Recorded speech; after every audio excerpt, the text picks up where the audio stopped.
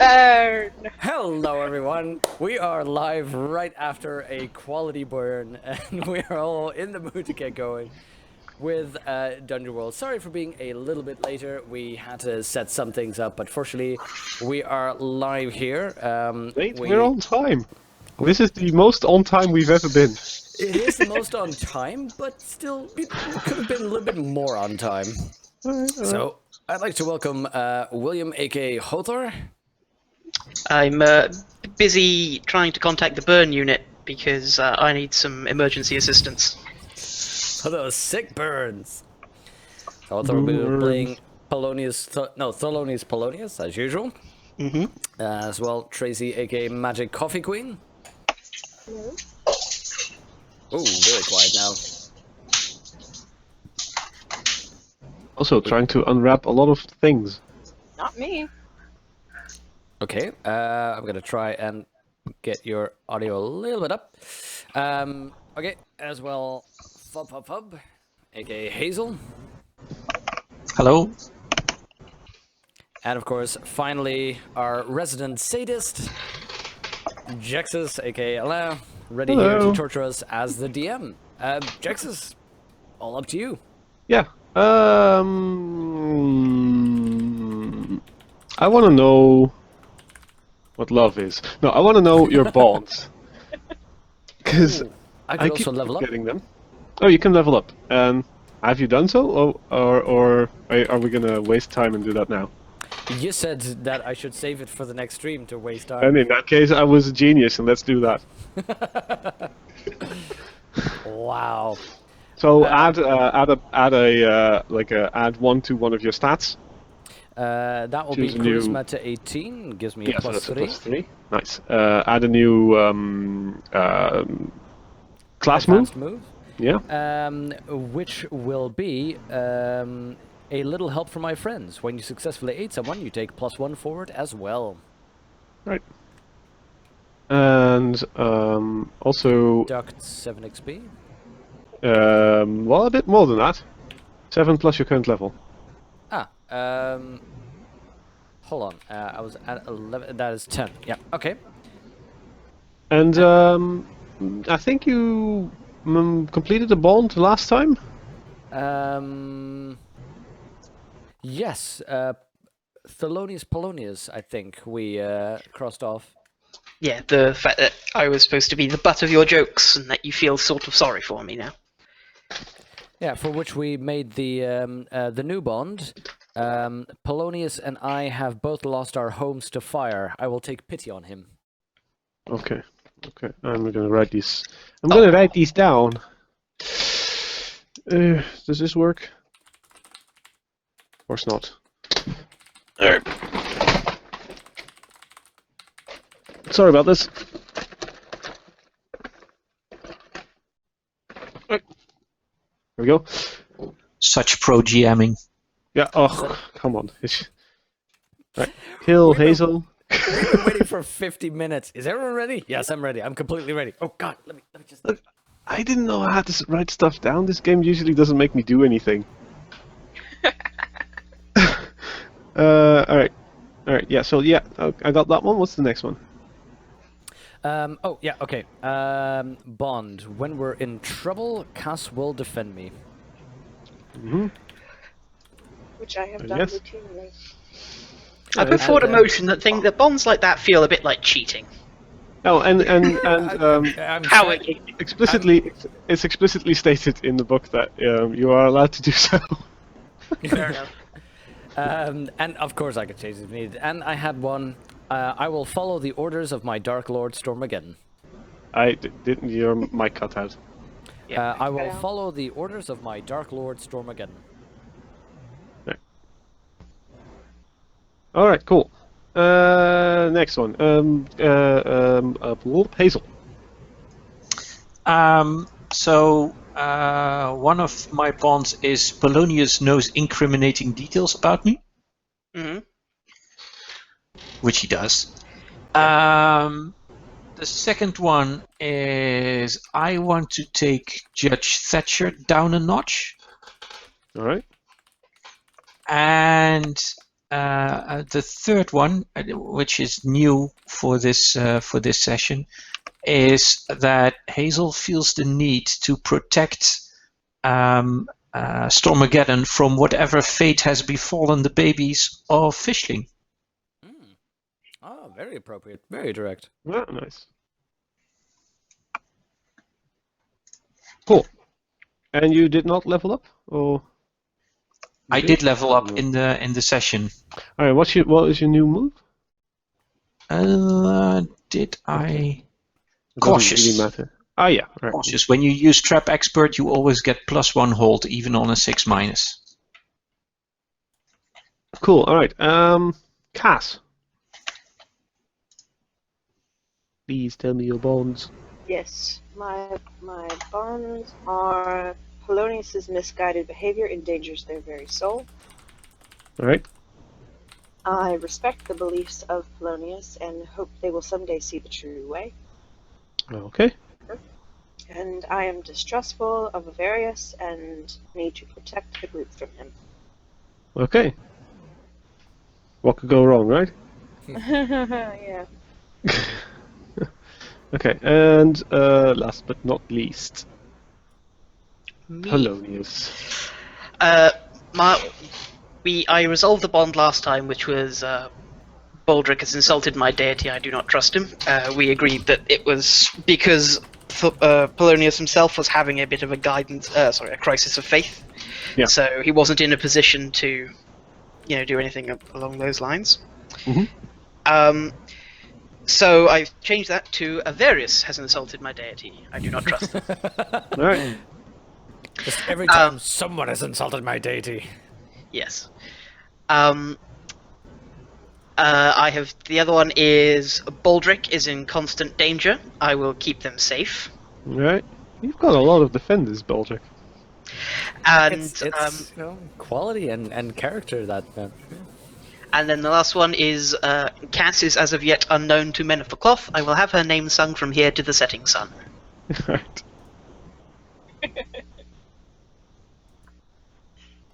Okay, awesome.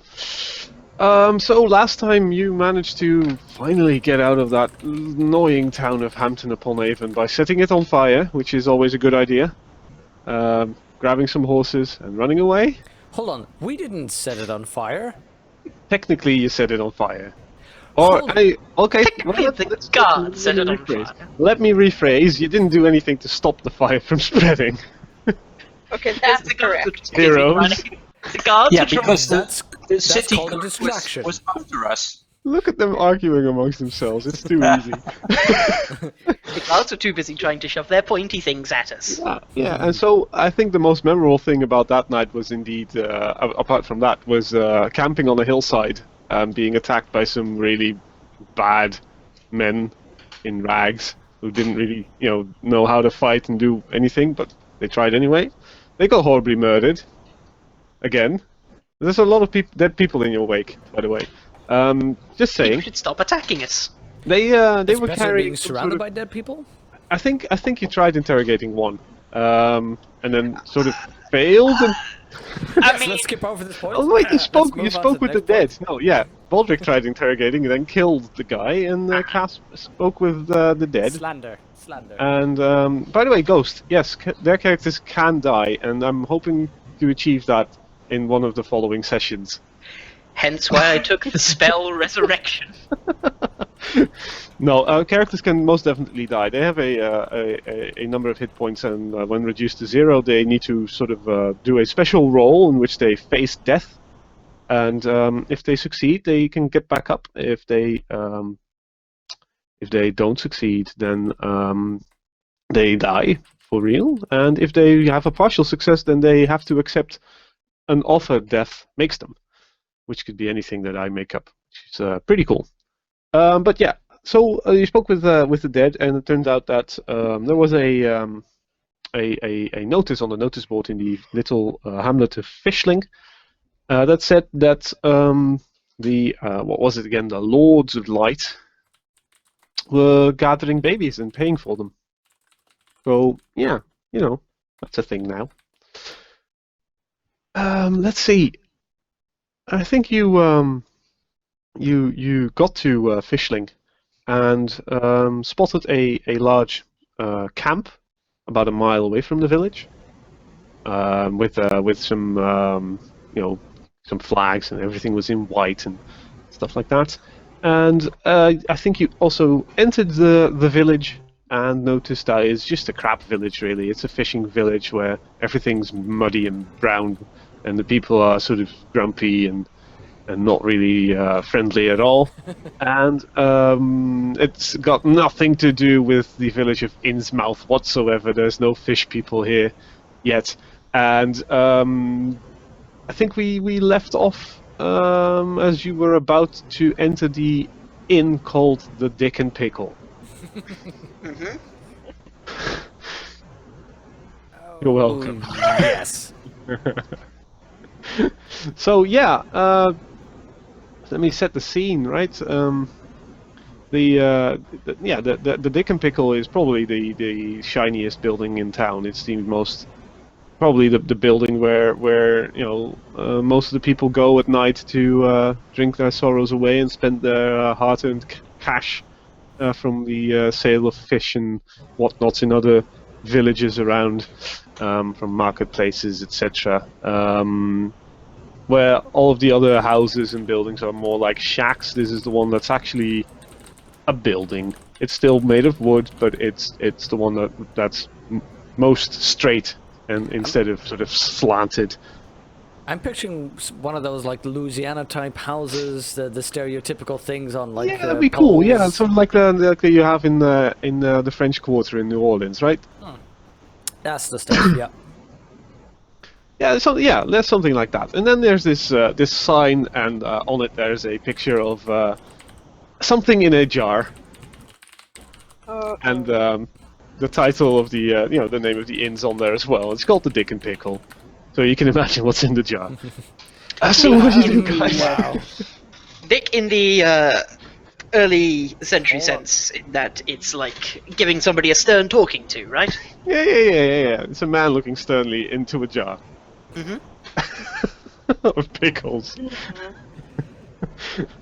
I'm wondering if I just walk into that inn and sort of like burst open the whatever the door is, just burst on open with like ukulele in hand and just go.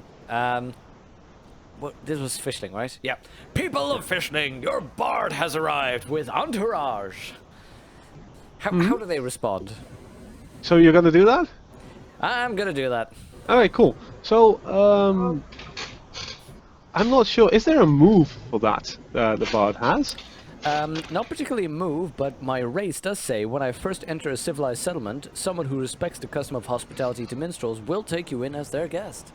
Yeah, okay. Okay, so you're going for that So one. is this a civilized settlement? That's the question. So this is definitely a civilized settlement, and in the sense that it's not some sort of marauding band of barbarians and orcs and whatnot raging across the countryside. This is an established village. It's just crap. So I think I'm gonna have you do like one of the charisma defy danger rolls, not in the sense that there's any real danger here, but just gonna see how friendly they are to you. And Defy danger roll. There's gonna be a bottle thrown at my head, isn't there? there's chicken wire everywhere. Okay, so that was 2d6 plus my charisma modifier, which is now +3. Oh yeah, 12. Nice. Yeah. So you burst open the door. You sort of maybe kick open the door and you walk in with your ukulele, playing some wonky music, and as a sort of you sort of announce yourself as the great adventurers probably, and I imagine you sort of walking in one by one, right, and you introducing them as well, maybe. Or if you specifically don't want to, then No. I'm quite fine with not being named and being a member of the entourage. All right. Okay. Cool. Wait, No, wait, that's fine. I imagine I know this. So what I'm just going to do is I am going to introduce everyone, but I'm basically going to go just hailing from the far north, Mr. Bumblebottom, and pointing at Hazel, just protected by the amazing steeled warrior of the Midlands, Miss Schlappentickle. Because that's the only name he can make up with. And also, there's the fat guy. We call just the fat guy. All right. Cool. All right. And you call yourself Baldric the Bard? Oh yes, I call myself Baldric the Bard. No, Okay. Cool. Baldric the Magnificent. All right. Awesome. So, I think there's like cheers from the people inside, right? It's sort of like, it's maybe like in the afternoon or something. People are on breaks and then they're just enjoying some drinks and maybe some food. It's quite busy for the town of this size, which is I don't know how many people would live here, about maybe 100 max. So there's maybe about 10 people or 20 or 15 people there. There's an innkeep, and let's not call him Mr. Dick and Pickle, please, behave. His name is probably Richard Pickle, and Really? I can accept this Nice. compromise. Nice. he walks up to you, Baldric, and he extends a hand, and he introduces himself. He says, "Oh, hello, good Mr. Magnificent Baldric. My name is Mr. Pickle, Richard Pickle, and he's sort of like a jolly man. He's rotund, not as rotund as Polonius maybe, but he's well off in the village of Fishling. And he's very, he's like, he welcomes you. He welcomes the entourage. He shakes all of your hands, right? But he's like really, really friendly. He clasps your hands with his two hands, and he sort of shakes you yes. about it. And Vigorously shaking. yeah, exactly, yeah. And he seems absolutely, thrilled that you're there. And do you announce yourself as a band of adventurers, or are you just a band of what are you? Also, how do you announce a Various? There's an Avarius as well. We forgot about him. He just walks in behind you, and he just broods in a corner, maybe. I basically, after everyone goes into the inn and Avarius sort of, sneaks in at the back, and I just go, and last but not least, our bodyguard, Mr. Sunshine. All right, cool.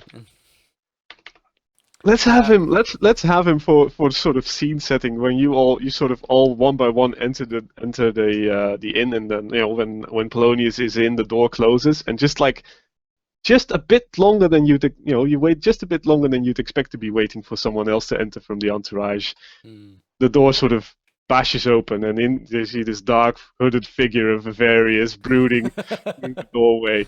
And then you sort of say those lines, and he just, stands behind you maybe with his arms crossed. I yeah. guess I introduce us as adventurers. Okay, adventures. Perfect. So yeah, he is definitely glad you're there, and he tells you we could always use people of your mettle around these parts, and I'm sure you, Mr. Bard, you wouldn't be averse to telling us a few stories at night in the Dick and Pickle, and of course I'd offer you all room and board. Absolutely, I'd love to tell everyone stories, and of course we'd be glad to enjoy your hospitality and do a little turn to the rest of the party, going, "Hey, useful? Useful?" Yeah, I'll step forward and say, "Thank you, good man. The road has been long and hard, and we could enjoy some respite." Yeah, he says, yeah, absolutely. Well, have a seat. I'll bring down some food and some drink. And And my then- eyes wide inside, and I go, "Ah, yes, drink." Right. So yeah, he Oh, that's where those sheets went. Cool. Preparation's key, right? Whoops. Put that over there. He leads you to a table, and he even wipes the table for you, and he goes off and he goes to get some drinks. So yeah, I think if you all sit down, I think Avarius doesn't even sit down at your table. He sits down in a table, in some like a round table in the corner somewhere, like sort of like maybe like Strider in the Lord of the Rings, right? He's somewhere in the Sunken dark away in corners. darkness. Yeah, exactly. I'd like to, as he sits down, I'd like to sort of cast a cursory glance over in his direction, just looking to see if he needs any assistance. I don't want him to cut himself on his edginess. Right. No, he's absolutely fine. He can handle himself. It's not Avarius that we're worried about. It's the people that are sitting there that we're worried about. Yeah. So here's the thing, right? Because everyone seems sort of glad that you're there if you're sort of looking around when you're sitting at the table. But they are eyeing the baby that you are carrying around, Baldric. Are there any women present? Yeah, I think so. Well, I mean, I'm Felonious. I mean, aside from you, yes. So he's lost his god, and immediately, are there any women here? Well, I'm more interested, if there's a bunch of, men who are just going crazy for babies and things. No. But if there's no. women as well who are, No, you should sort of imagine that these people. Well, actually, why don't you just do a discern realities roll? I think that's more useful here. Very well. Right, give it all to you. Very well. Work for it. Hang on. 9 total. Right, so you get to ask one question Um. from the list. Yeah. Let me go back to the top and get this list again.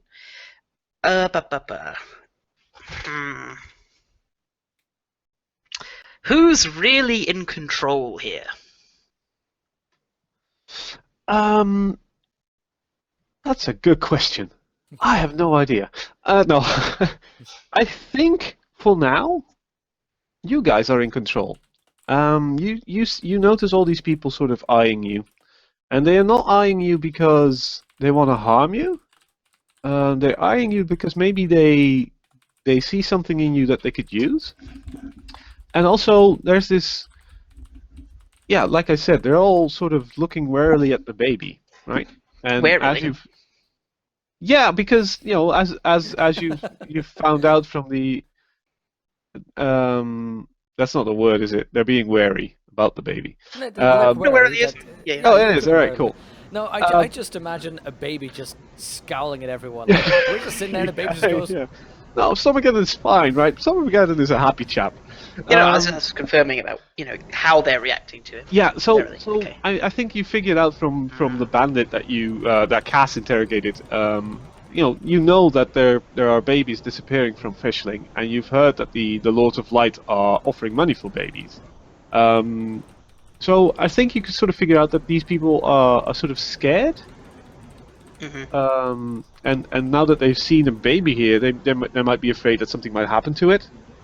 But at the same time, like I said, you announce yourselves as a group of adventurers who might actually be able to do something here. Well, that's good. That's helps me determine the next course of action. Because if they were eyeing Stormageddon hungrily, then I might, there's a lot of difference there. Yeah. Or they're like, ooh, Good idea, though. Let me write if I that down. see dollar signs appear in their eyes. No, that's not the case. Not in here. Okay, good. Maybe if Baldric rolled a 6, but that's not the case. So yeah, I think Richard Pickle returns with some slop and some stale bread. slop, delicious. Yeah, it's really good. No, actually, I don't think it's slop. It's probably fish stew, right? Yeah, That would make more sense. Stew No, is it's- the easiest thing you can keep warm. Fish guts It's stew. pretty. It's pretty fresh. I don't think it's any fish guts either. It's just it's a fishing village. I think they can manage to have fish in an inn. I don't think you can get anything else, so the diet might be just fish. But yeah, you get some fish stew and some bread, and it's actually it's quite good. You've had worse probably. So, and then he says, "Is there anything else that I could do for you, gents and lady, of course?" And as he bows to Cass, who Thank you, sir. Thank you.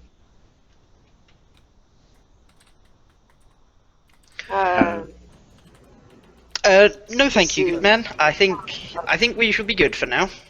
Okay, he says, okay, very good, and he sort of make these half bows as he sort of backs away and serves other people, and goes to serve other people. I turn to the rest and go, see, some people know how to treat a bard with the respect that they deserve. It's something that just comes natural to the plebeians. Well, we'll see No how much comment. we'll see how that changes when you try to burn down yet another place. I have not burned down anything. Any burning sensation that results from contact. Wait, no, no, never mind, never mind. And I go back to my fish stew and beer. Yeah, so what's the plan, guys? I guess. I guess we know that they're stealing babies, right? So basically, we came here with like a couple of goals. We don't know that. Yeah, we don't know they're No, stealing I don't them. mean them. No, I meant the other guys, Quite right? okay for babies. Mm-hmm.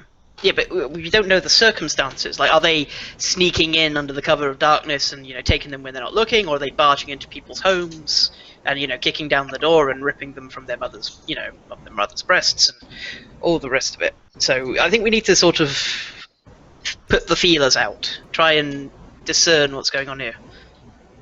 Yeah, so I think that's our main goal right now, right? To just check what's going on here, and is there any place that we can get Stormageddon safe? I think probably Stormageddon is safest with us. I don't think there's going to be a place here that is safer than where we are. Would it be to our benefit for me to ask what here is evil at this time? Oh, nice. That's a good idea, yeah. Yeah. So how does that work exactly? Let's see. It says, when you pray for guidance, even for a moment, and ask what here is evil, the GM will tell you honestly. Okay, so how do you pray? What does that look like at the table when everyone's eating fish stew? Yeah, I mean, Well, I fish, just have- Cthulhu. I do have my tentacle necklace, so I would probably clutch that and bow my head for it. Okay, so you sort of subtly try and do that. Yeah. Okay. So what here is evil? I think you feel your necklace sort of tingle and pull you in a certain direction, and over in a corner there's a couple of men sitting, and you feel a strong pull towards those men, and they look like ordinary fishermen, and they are trying their best not to look at you guys.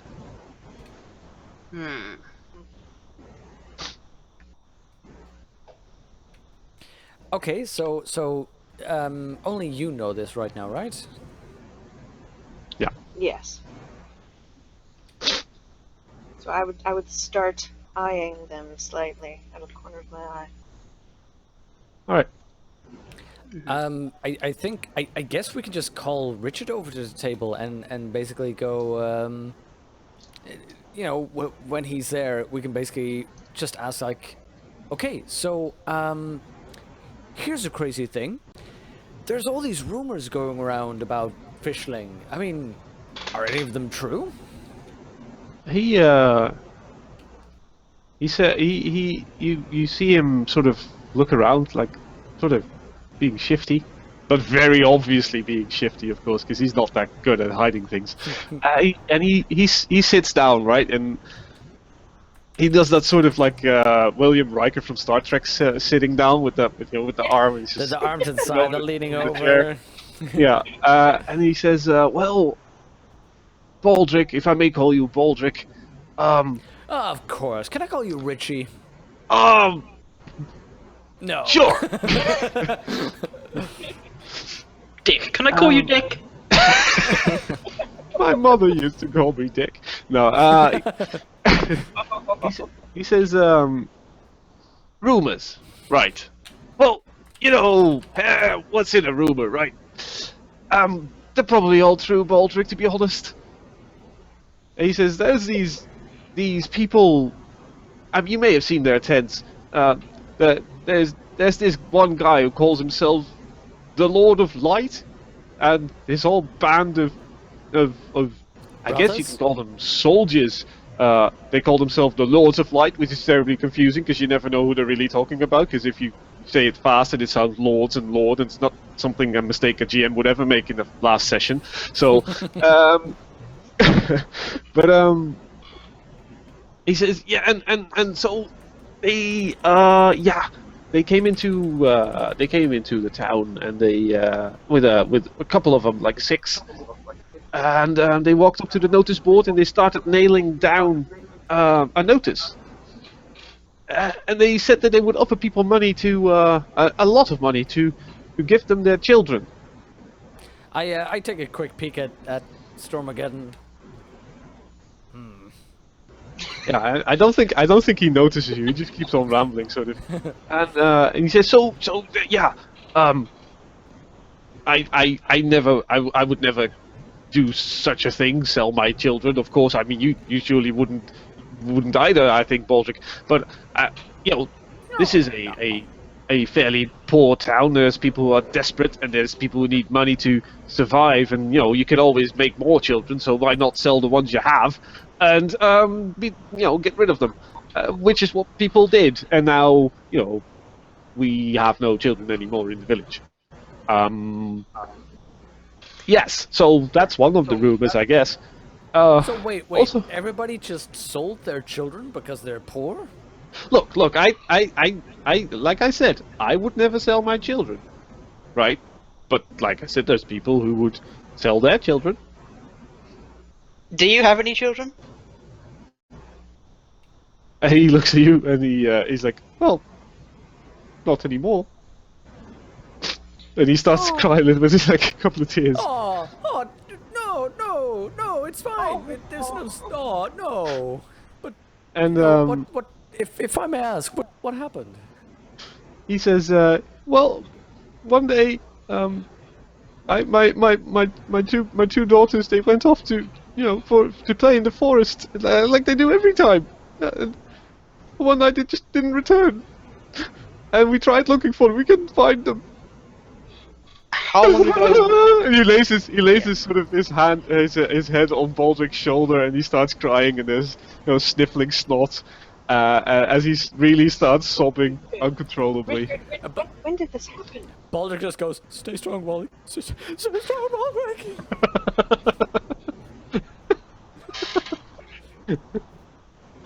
Wow.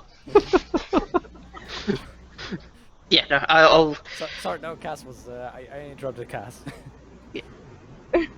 Just the same thing that Lonius was asking. When did this actually happen? Like when his kids got When lost, did he disappear? Yes. and he's last week. Have you not tried to search for them? That's what I just told you. I tried searching for the Lords of Light for any of you can get them. I just I put my hand on his shoulder and say, "Calm down, man. Calm down. Perhaps we could be of some service to you." And he Wait, when you was say- he just suggesting that the Lords of Light took his daughters? No, I think you can gather from his uncontrollable sobbing that they tried looking for his daughters, but then these Lords of Light started showing up, and everyone was sort of busy selling their children to them, probably, that they couldn't bother looking for his daughters anymore. Wow. Harsh. Down. But I think it's worth pointing out that when I say children and I do mean like babies. They're buying up the babies, right? So any children older than 1 year old are still obviously in the village. That's my mistake. I messed that up a bit. But they they did sell their babies basically. But as you say, Cass, that could we be of any service? He sort of like that starts the like uncontrollable going, and he just raises his head. Goes, you could go into the forest and look for my daughters. Would you please look for my daughters, please, please? And he rushes over to you, Cass, and he gets on his knees and he tries to clasp your hands with his sweaty, fat hands, and he really begs for you to help him out. Okay. We could look for your daughters. Please get up. Please get up.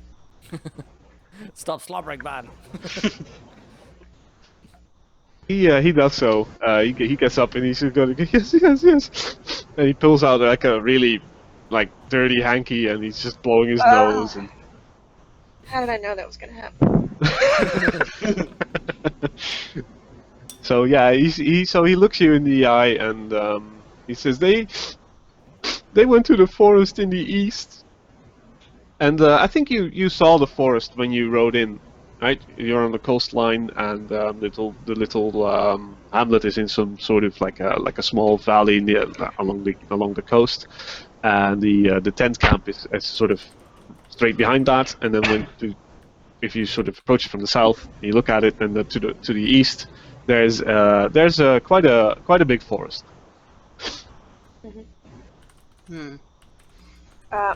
While I have him here and he's very happy with me, could I subtly indicate the men in the corner that are so suspicious and ask him who those men are? He looks over and maybe a bit too loudly, but you can't. Maybe you're not sure if it's too loud. He says, "Oh, you mean Robbie and Tom? Yeah, they're there all the time. It's just they're, to be honest, if you were looking for bad men in town, they'd probably be the men you were looking for." Bad how? Like if you sort of want to find people to fight, then they've probably already hit you in the face. So just thuggish type. It's like, yeah, thugs. They're thugs. They're ruffians. They should be dealt with. That's what they should be dealt with. And he gets sort of work himself up. He's like, I We hate are those not guys. building a wall for those two. They said, no, but of course we'd never ask you guys to get rid of unwanted elements in town, if you know what I'm saying. And he blows his nose once again. I go, we know exactly what you're saying. Wink. Yeah, we know all about being unwanted elements in a town.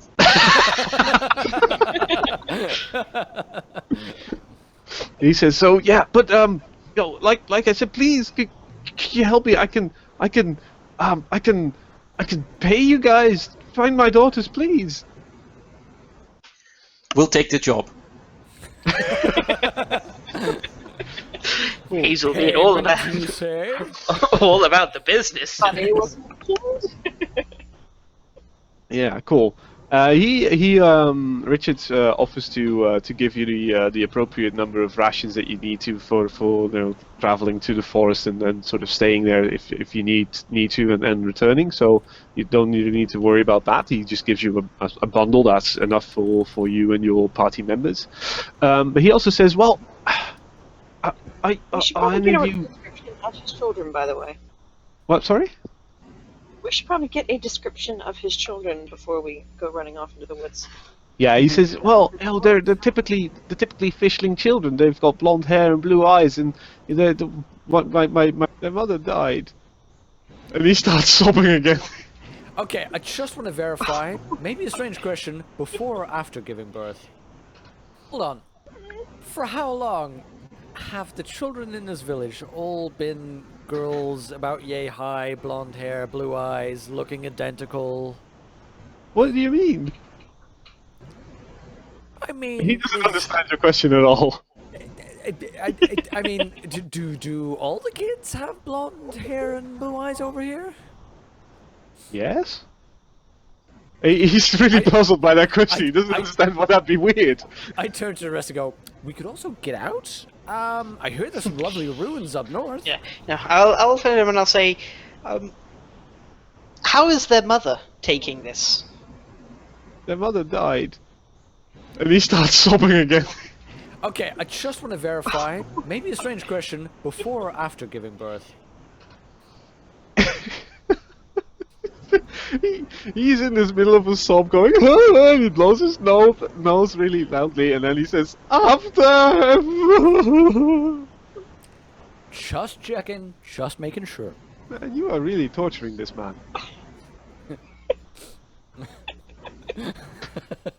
Exactly, getting all his old wounds reopened. That's just mean. Yeah, and I think any children that we encounter in the forest will bring them here. I mean, there's no reason for children to be in the forest other than being lost. No, and especially, you know, I mean, you can gather that children obviously go playing in the forest, but they never venture that far that they actually get lost, so something must have happened to them. And, you know, when you rode into town, you probably saw some other blonde-haired, blue-eyed children, and most of the people here are probably, you know, blonde-haired with blue eyes. It's just some sort of inbreeding type thing, probably, right? Yeah, I think, yeah. Richard says, so, I mean, I don't want to be negative about your skills and you know, call into question your adventuring, you know, your adventuring skills. But how good at tracking are you guys? Let me tell you the story of the thief who had a name, which wasn't Hazel in the slightest. And Baldric gets, you know, up and stands up on the table. That's it. He just climbs up on the table and goes, "Gather round and hear the story of the thief." and All right, so yeah. Yeah, you know, I tell some innocent exploits, like the time the donkey got stuck up the minaret and Hazel managed to get it down again. You know, that kind of stuff. Are these all lies, or has this really happened, Hazel? All lies. All lies. Okay. Cool. It was a horse, not a donkey. Of course. Look, sometimes you need to take artistic license. You know, get that narrative flowing. Yes. But yeah, he says, well, in that case, you'll probably be fine. You'll be fine. You'll be fine. It'll be fine. I hope. And he sort of We wanders hope off. so too. So yeah, you've skillfully managed to get a paying job, I guess. What do you want to do about that? So what time of day is it? It's in the middle of the afternoon. Okay. Like I don't know, like 1 a.m., 1 p.m., 2 p.m., something like that. How far away is this forest? Like how many hours travel? I don't know. It's quite close by. I'd say like I mean, if children are playing there, it would probably be more than half an hour to an hour's walk. Okay, so it's not a case that if we set off now, by the time we got there, it would be dark or anything. No. What? What do you mean? Walking around in a dark forest with a bunch of creepy clone kids? That would be fine.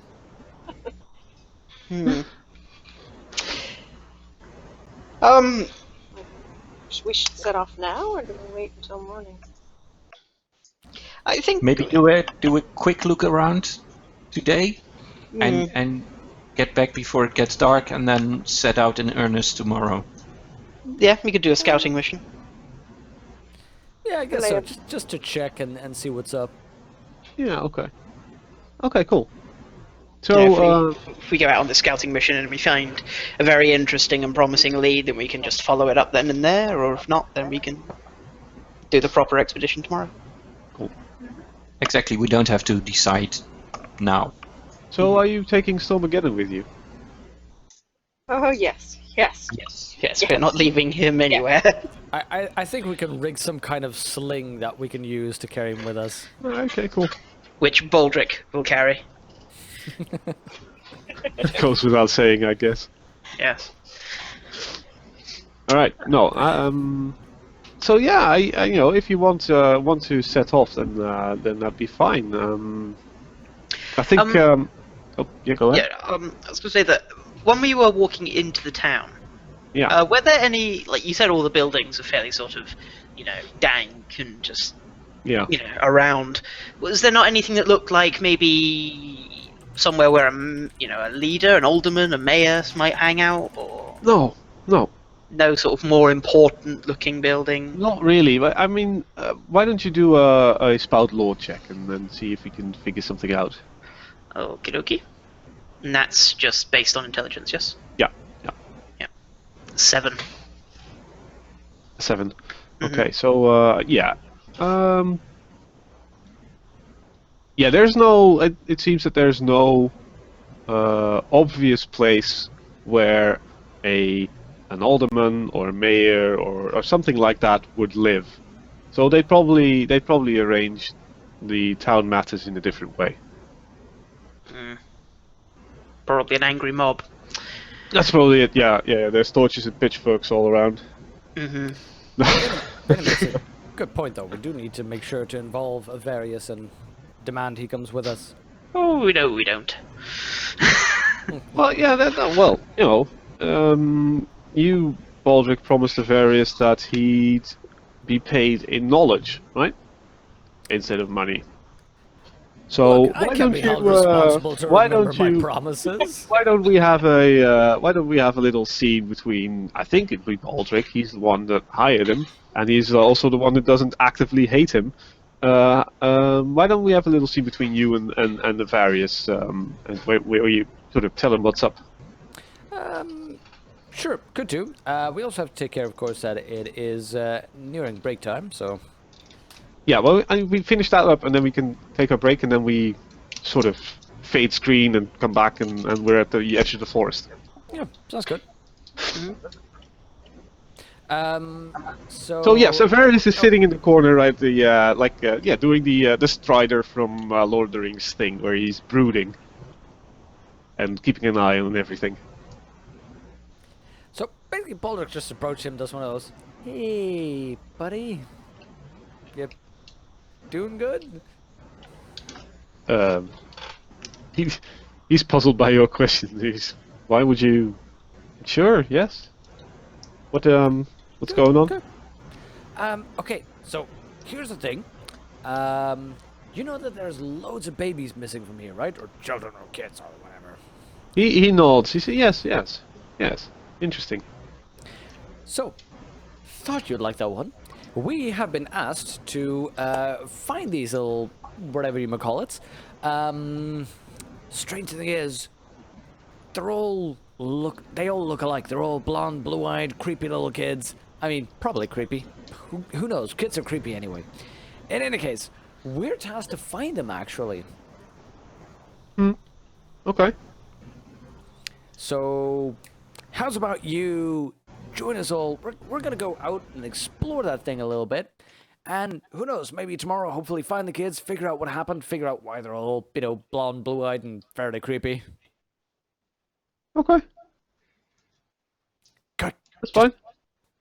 So, you do you, buddy. We'll get out. Just So, you do you. you have no idea what's happened with these babies? No. No idea, really. I mean, some people sell them, apparently, to the Lords of Light, or Lord of Lights, or Lords of Lights. But, the other ones, apparently, disappear. That is strange. That is strange indeed. And he starts to sort of brood even more. It's like, I need to definitely look into that. Okay. Yes. And he does this sort of. What do we? I noticed that there's something that you're not really sharing as much as you could, buddy. No, well, I'm just saying that if there's babies going missing and they're being sold or whatever, then we need to have a look and see what happens because, as you know, Cisco has some stuff to say about that. Cisco is all about connecting people. Um, Oh, yes, wow. he lets out a sigh, going, "Sure." Buddy, you know that you can always talk to me, right? If there's any problem, huh? Sounds to me like you're trying to make a move there. Well, I don't know what kind of move you're thinking of, but From your sheet. From your sheet.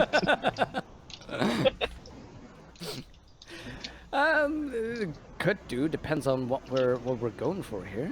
Yeah, goed. That was Dutch. No, yeah, I mean, you don't necessarily have to do anything, but if you're actively trying to pursue, a conversation in which you sort of want to know more what's on his mind, or you actively want something from him, then that would be either a parlay where you sort of where you sort of barter more information, basically, or you could use some of your bard moves. I think bards are excellently equipped to find stuff out.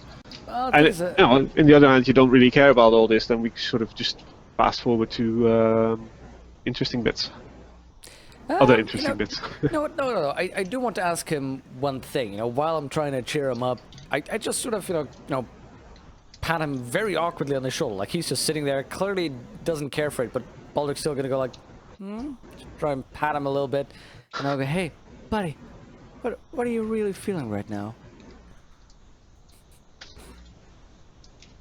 He's sort of like snap-second drawn out of his mutterings and his thoughts, and he looks you straight in the eye, and that's something that Avarius has never really done before, and it's unsettling to you, I think, because he's got this very intense stare.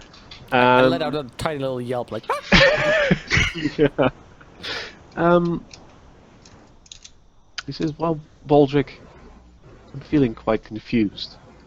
Because on the one hand, I have to focus on what Cisco wants me to do, and on the other hand, I feel that I have this intense need to help you on your quest." oh, thanks, buddy. And you can see the conflict within him. And And he can ask me. I think he looks at you and he says, "What do you wish I would do, Baldrick?" Oh God, answering truthfully, Stop ritually disemboweling people. Just a Oh, suggestion. what's a bit of Could be a disembowelment start. between friends? in all fairness, I was thinking that. To be honest,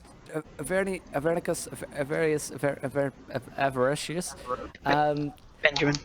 you kind of creep me out with all the rituals, sacrifice, and disemboweling things. It's kind of creepy. I kind of wish you would not do that so much, because everybody thinks you're about to murder everybody. I would never murder everybody. Except if there's murdering some. Not everybody. Everyone.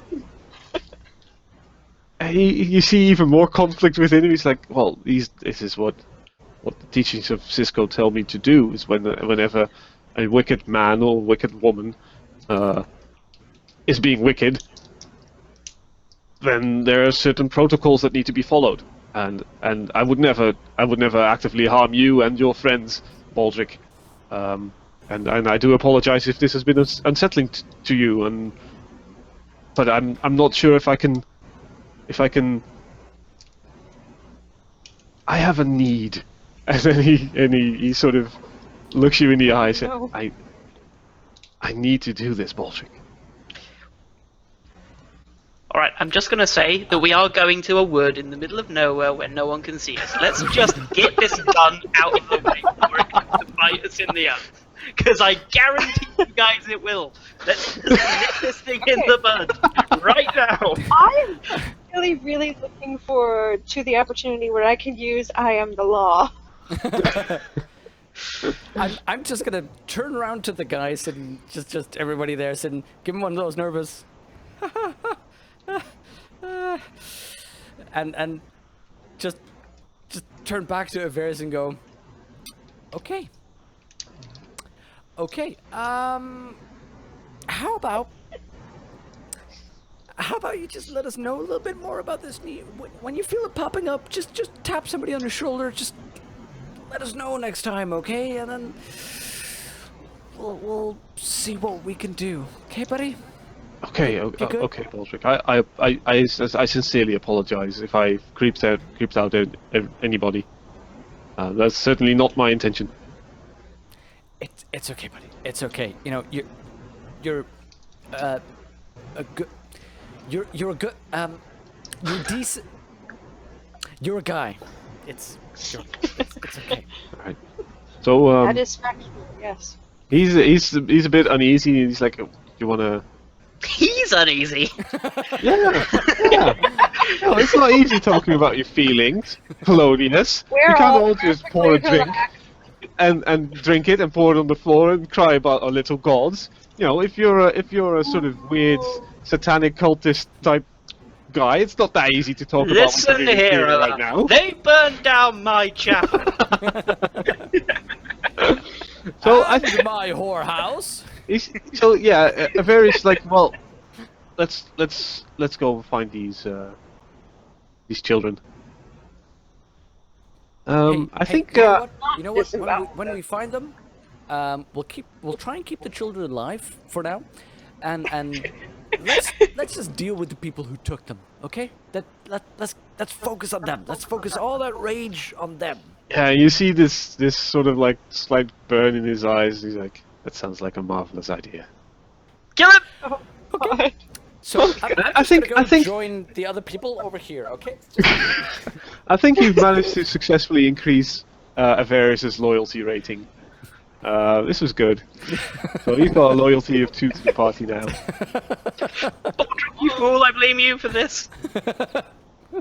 This is your No, doing. no, So Before long you as know he's it, loyal to us. you know what? I think You may we- blame me for it, but I'm the one who's got a murderous psychopath on the side now. So we're gonna do the sort of Star Wars screen swipe now, fade out the scene, and go to a break. Yeah. Absolutely. Dun dun dun dun dun dun dun dun. See you in 5.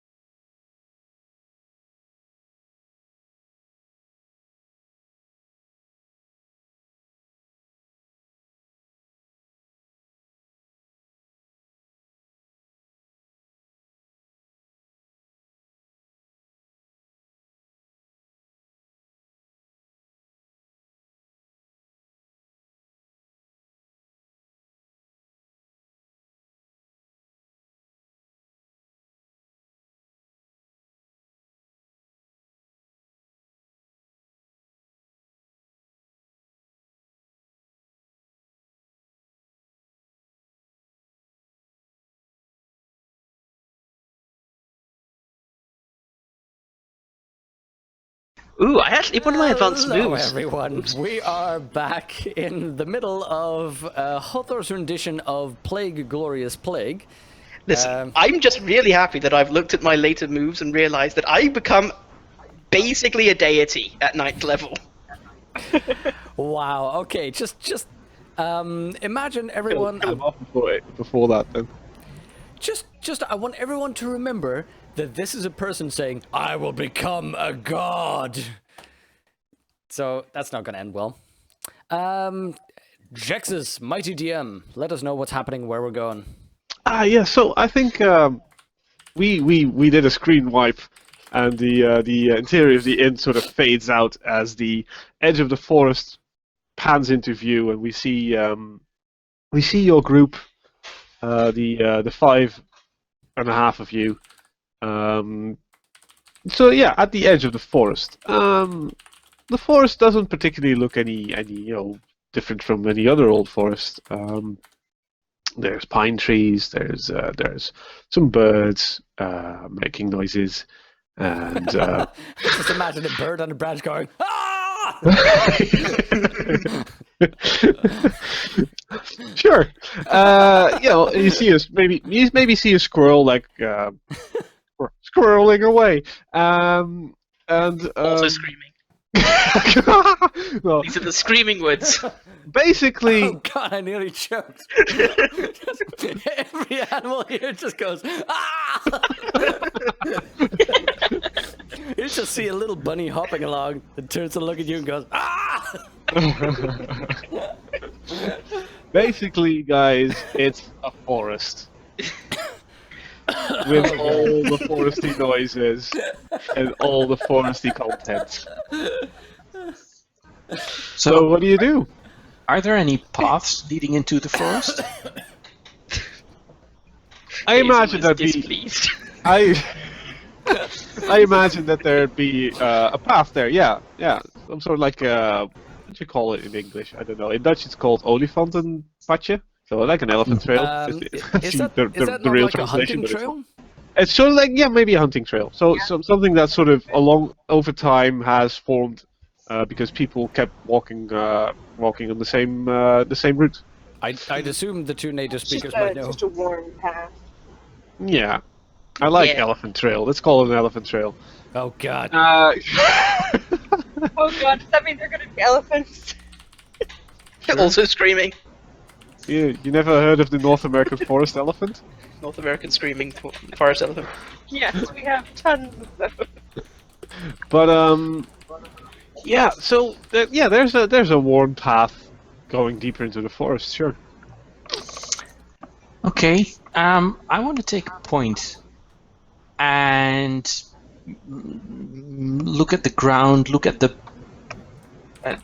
sides of the paths. Are there any shrubberies with snap branches or stuff like that? So I just want to. Yeah, that sounds like you're discerning realities in the forest. Let's discern the reality of the forest. Said it now. I have a +0 on wisdom, so 7. All right. Yeah. So that's one question from the list. From the list.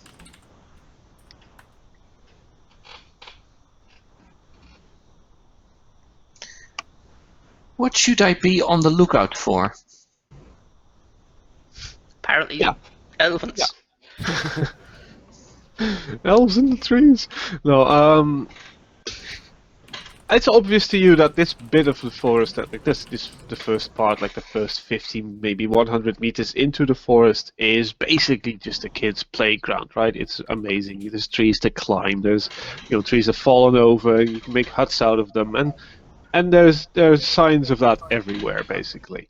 And if you sort of wander in a bit further, then you notice that off the trodden path and off the sort of regular play site of the children of Fishling, you notice that there are some broken branches, and that there's been some scuffling feet, and something went on there. Okay. Wait, some scuffling, as in you mean like there's footprints and things? Yeah, basically there's some footprints. There's like trails of of feet of people that have wandered away from that site, and they haven't been really sort of trying to cover up their tracks or whatever. It just looks like a couple of probably kids have wandered off. In night, and there's like multiple directions. Not gonna happen. No, just in one particular in one direction. direction. Yeah. Okay. Like deeper into the forest, basically, and veering a bit away from the town. So basically, the trail leads deeper into the forest. Yeah, that particular trail leads deeper into the forest. Naturally. Yes. Actually, it does. How can we make a guesstimate of how many people? Yeah, it looks like Down. basically. I think from what you've seen of the place site and sort of how that all works and how people move around and how big the feet, the footprints are, etc. I think you can sort of estimate that a couple of children went through that way. Okay. Well, let's follow that trail. Yeah. I'm assuming that you explain sort of like, oh, this is what I see and find, etc. Or are you literally just standing there going this way? No. And I'll speak in semi riddles to make it more interesting, to make you think that I actually really am very very knowledgeable. Like snap branch. That means and Oh, a red moon rises. One Blood of has those been spilled this night. Stuff two like that. hobbits were tied here. Just, You kick a helmet and then you break your foot. Okay. No, yeah, but if you want to follow that path, and Yeah. sure. How, So what's the sort of marching order you guys are walking in when you're in adventuring mode? I'll I- take point. and I also imagine that Hazel. Sorry. Rear. We'll have Baldric next to Cass, I think. So I'll go second. Okay. Yeah, I think Avarius doesn't really, care all that much. He's just probably behind you, somewhere in the middle of the group. And it's not super important, but it just gives you an idea of how you guys generally move. I'd rather keep Avarius in eyesight of somebody. You know what? I mean, you're looking straight at him. He's walking in front of you. So, no Okay, worries. so we'll be what? So he's behind me, Yeah. but in front of Jesus. In front of okay. Baldric and Cass, yeah. Yeah. Okay. I mean, you have no reason to fear Avarius. He's only helped you guys out. He's done nothing but good for you guys, and a lot of bad to other people. Okay. If we sort of look ahead down the path, does the forest change at all? Does it get steadily more and more overgrown and I think. gnarled, yes. or is it just sort of pretty much the same? Yeah, no. I think quite early on, you definitely can tell that this part of the forest has probably never been entered, or if it has, it's been a long time ago. It's getting darker because of there's more trees and more growth everywhere. It's hard to sort of get through all the underbrush. And I think you also sort of start to notice the absence of animals and sound. Yeah, so I want to invoke Trap Expert. Okay. How does that work? Tell us. Yeah, Trap Expert. It's one of the Thief class starting move. When you spend a moment to survey a dangerous area, roll plus Dex. On a 10 plus, hold 3. On a 7 to 9, hold 1. Spend your hold as you walk through the area to ask these questions. Is there a trap here, and if so, what activates it? What does the trap do when activated? And or what else is hidden here? Okay. Well, go ahead. Nice. So, this is the thing about the thief. Ah. Is on the one hand you're trying to look for traps because you don't want to get trapped, On the other hand, if you're actively looking for traps, that means that there is going to be traps. Right? Well, no. I mean, wait. Are you It's more causing traps? Well, no, that's Like that's the quantum thing. mechanics That's that no, was- no, that's the thing. That's the thing with Dungeon World is that there's no reason for something to be there unless you're actively looking for it. Unless I've made a sort of whole big deal about there being stuff like that, and if I've planned stuff like that. If I haven't planned anything and you're sort of actively looking for it, then maybe you could find something, right? That's up to me. That doesn't necessarily mean that there's anything there. Doesn't also necessarily mean that there's something there, right?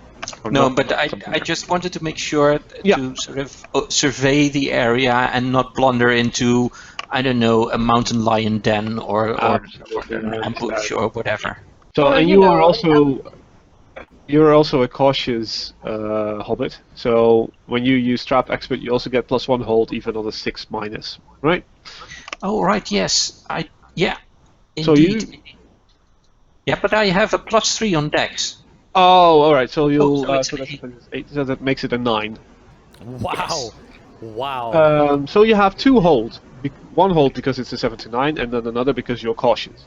So yeah, I think we can sort of walk through the area, and whenever you say, well, now is the time to ask something, you can ask that.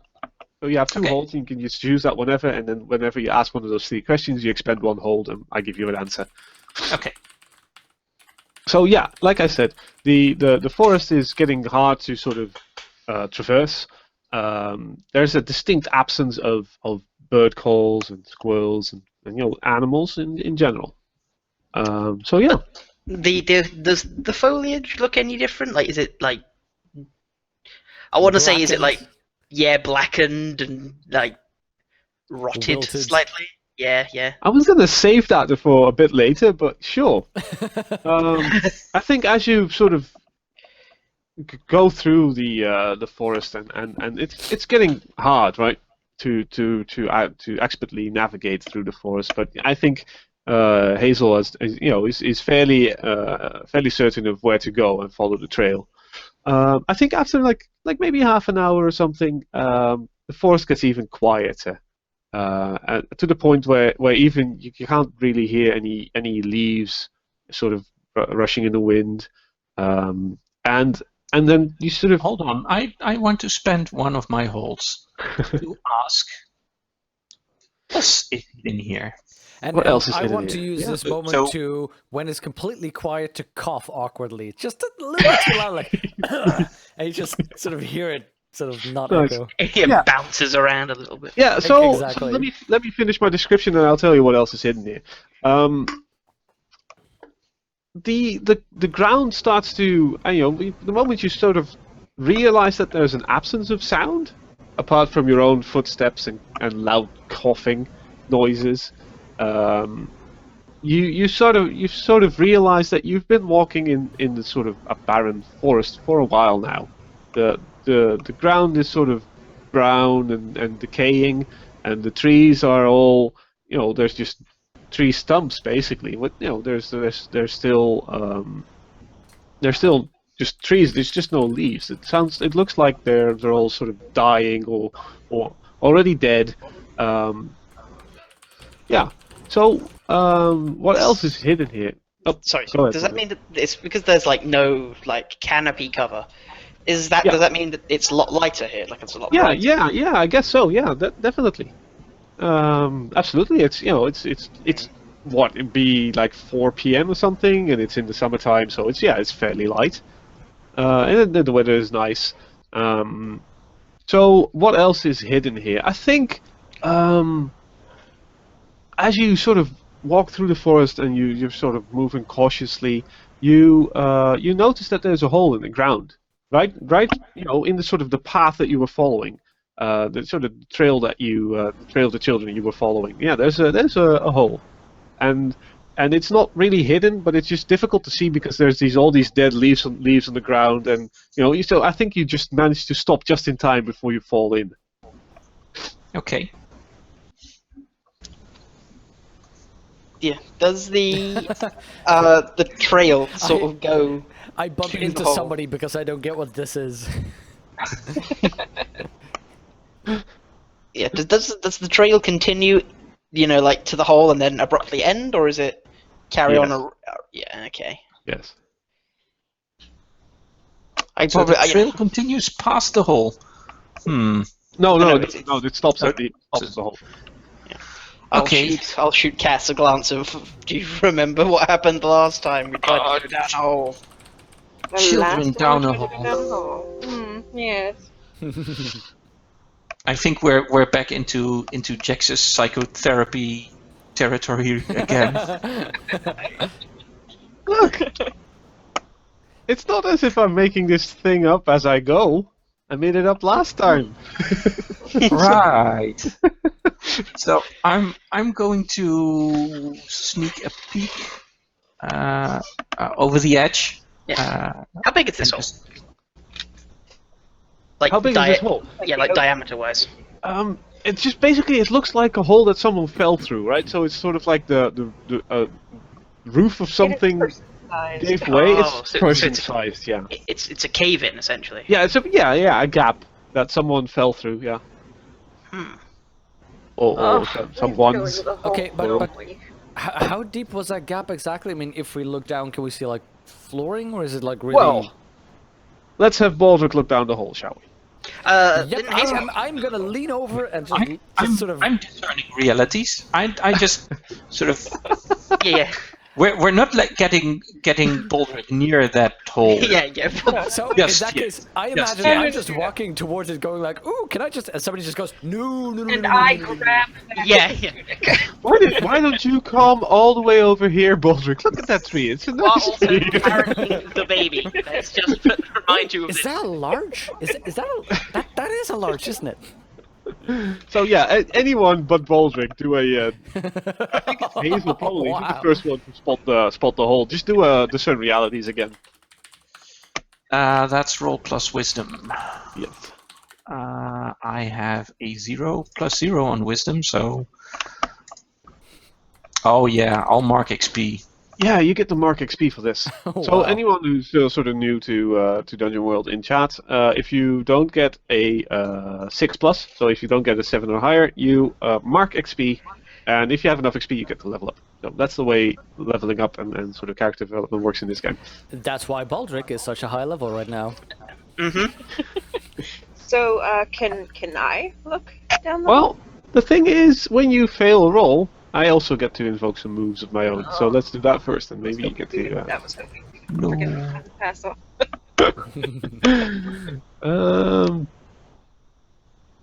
Yeah, it's too obvious, but I think it's good. You peer into the hole, Hazel, and it just the ground beneath your feet gives way, and I think you just fall in. As the hole just gets, it's slightly bigger, and you sort of, the ground beneath your feet literally just falls away, and you tumble into the darkness. And I think Well, you he's dead. You land. You land. Oh, well, friend, let's head back to the Let's see, where's the die roller? Well, nothing we can do. Let's head back home. There we go. That's a 2. Yeah. So yeah, you fall down, and I think you just land on your pack, maybe, and that sort of breaks your fall. But it's a long way down, right? It's not just a minor fall. This is multiple increasing amount of meters that you fall down. Maybe.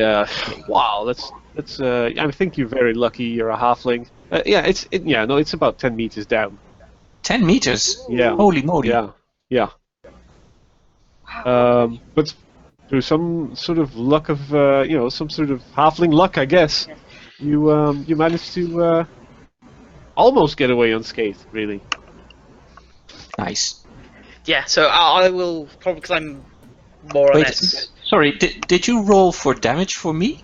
Yeah, that's the damage you. Okay, yeah, so I lose 2 hit points. Yeah. Sorry. Okay. Should be more clear Yeah, about that. so because I was immediately behind Hazel, I'll sort of, trying desperately, paying very close attention to my own footing. I want to sort of lean over and say, Hazel! Hazel! Are you okay? I think, Hazel, you can't really see anything.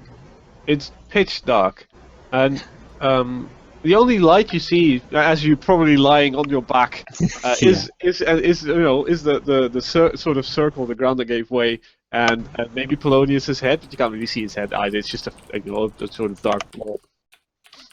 But the rest is quite dark.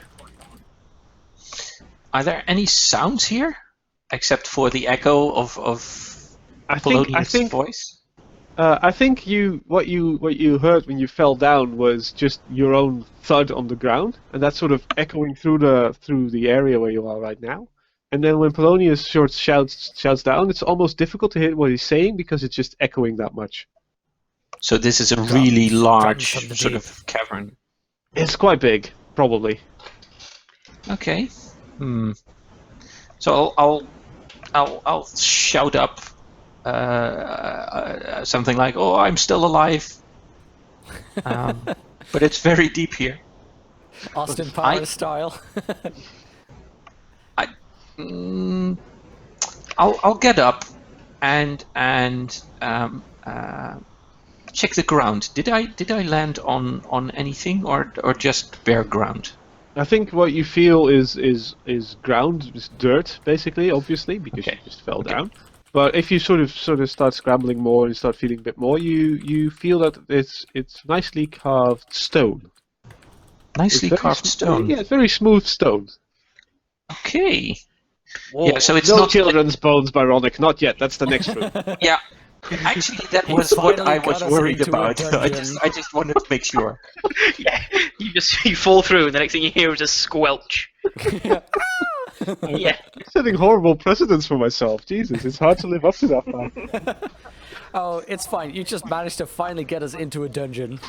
Yeah, I'm quite happy about that. Welcome to Dungeon World, guys. Yeah, Well, so I'll turn to Cass and just go, well, I think we're done here. I don't fancy this dungeon.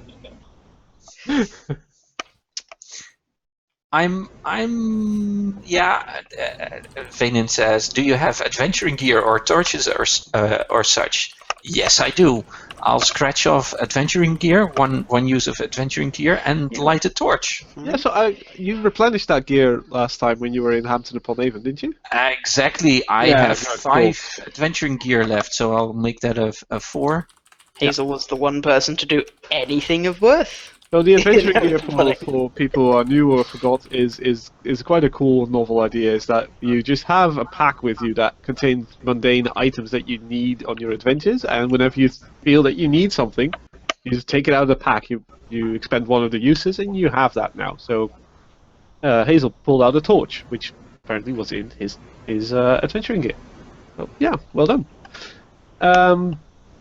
And when you pull out a torch, we're not gonna do all the whole thing of you also have to pull out a tinder box or whatever.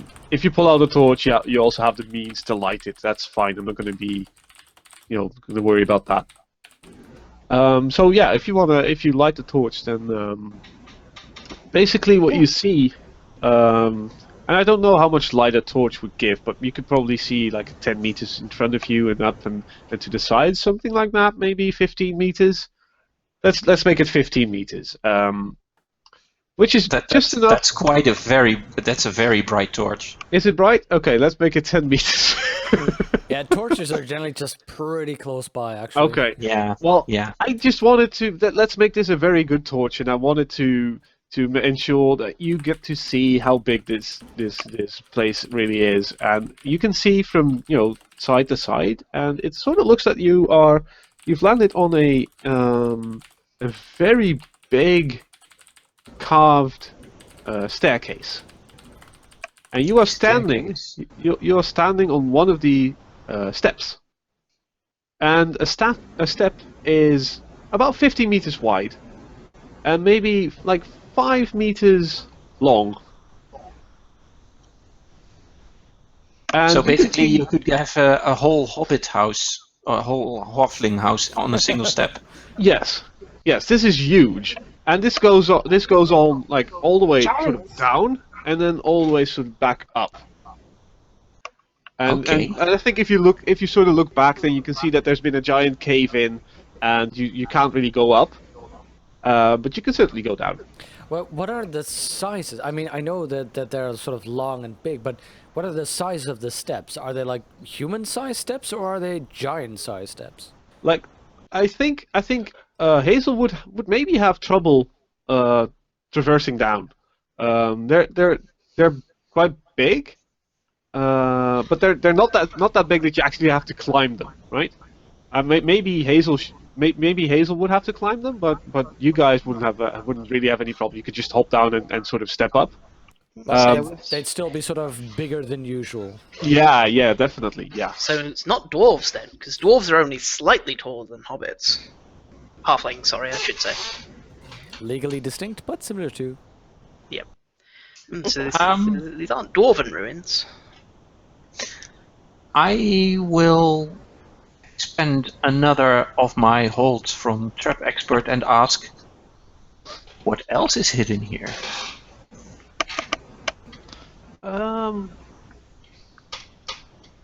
Swinging guillotines. That's the problem with this, because now that you've asked a question, there is something else here. Yeah, no, that's the thing. I don't think there's anything else hidden here, right, where you are right now, from as much as you can see. The next room. I mean, Yeah, you can only see that far, right? You can maybe see two steps down and 2 steps up, and all the way to the side, and maybe sort of light the light up. And what you see is that it's all sort of marvelously carved, maybe like marble steps or something, and the walls, and it looks really, really good. This is definitely not really sort of, a dungeon. I'm going to say man-made, but obviously, man-made would maybe be a stretch. It has been hewn from the rock. Yes, If Dark Souls exactly. has taught me anything, what should have been the answer, what else is hidden here, is that Hazel walks up to a wall, hits it with his sword, and suddenly the wall disappears. And then a chest attacks him and kills him. Yeah. Yeah, but How many bloodstains? I have to strike that off my list of possible traps. Yeah, no, but the fact that there's nothing else hidden here is also information. Right? Yeah, exactly. So I will call up towards Polonius and say, well, it seems to be safe here, but there's a very large staircase here leading down.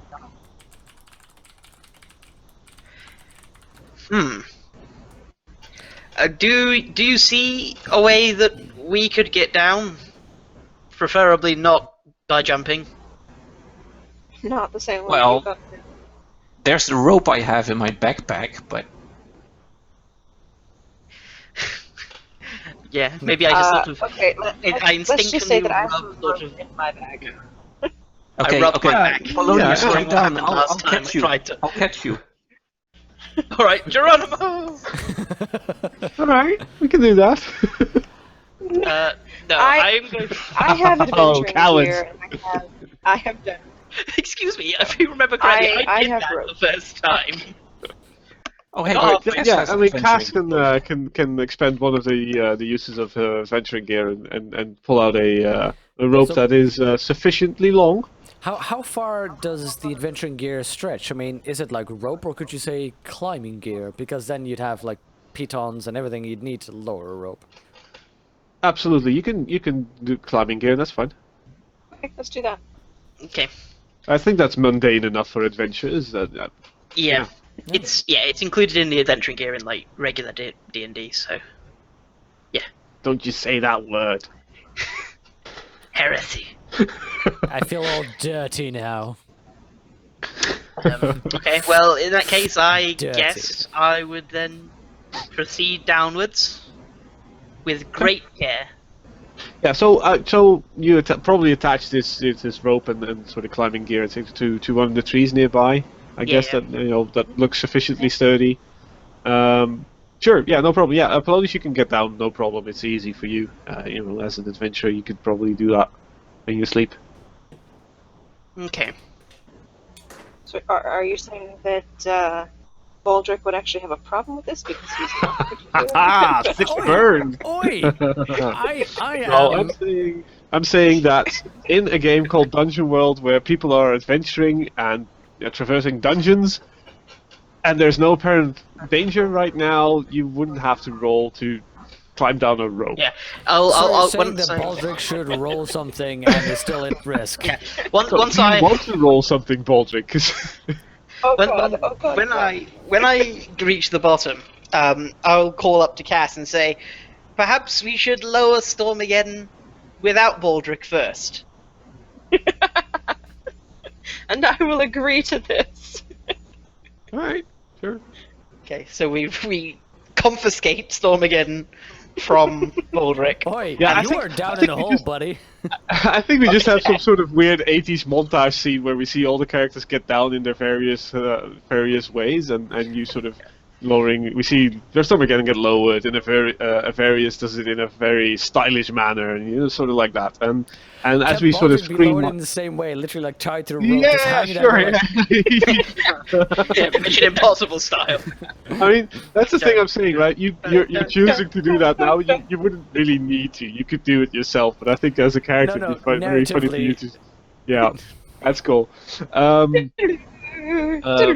I just want to establish that if you're ever in sort of trouble, that you wouldn't have to do this, right? So so we have that sort of like weird montage scene, and we screen wipe, and we go to you guys all sort of standing around Hazel carrying the torch in his hands.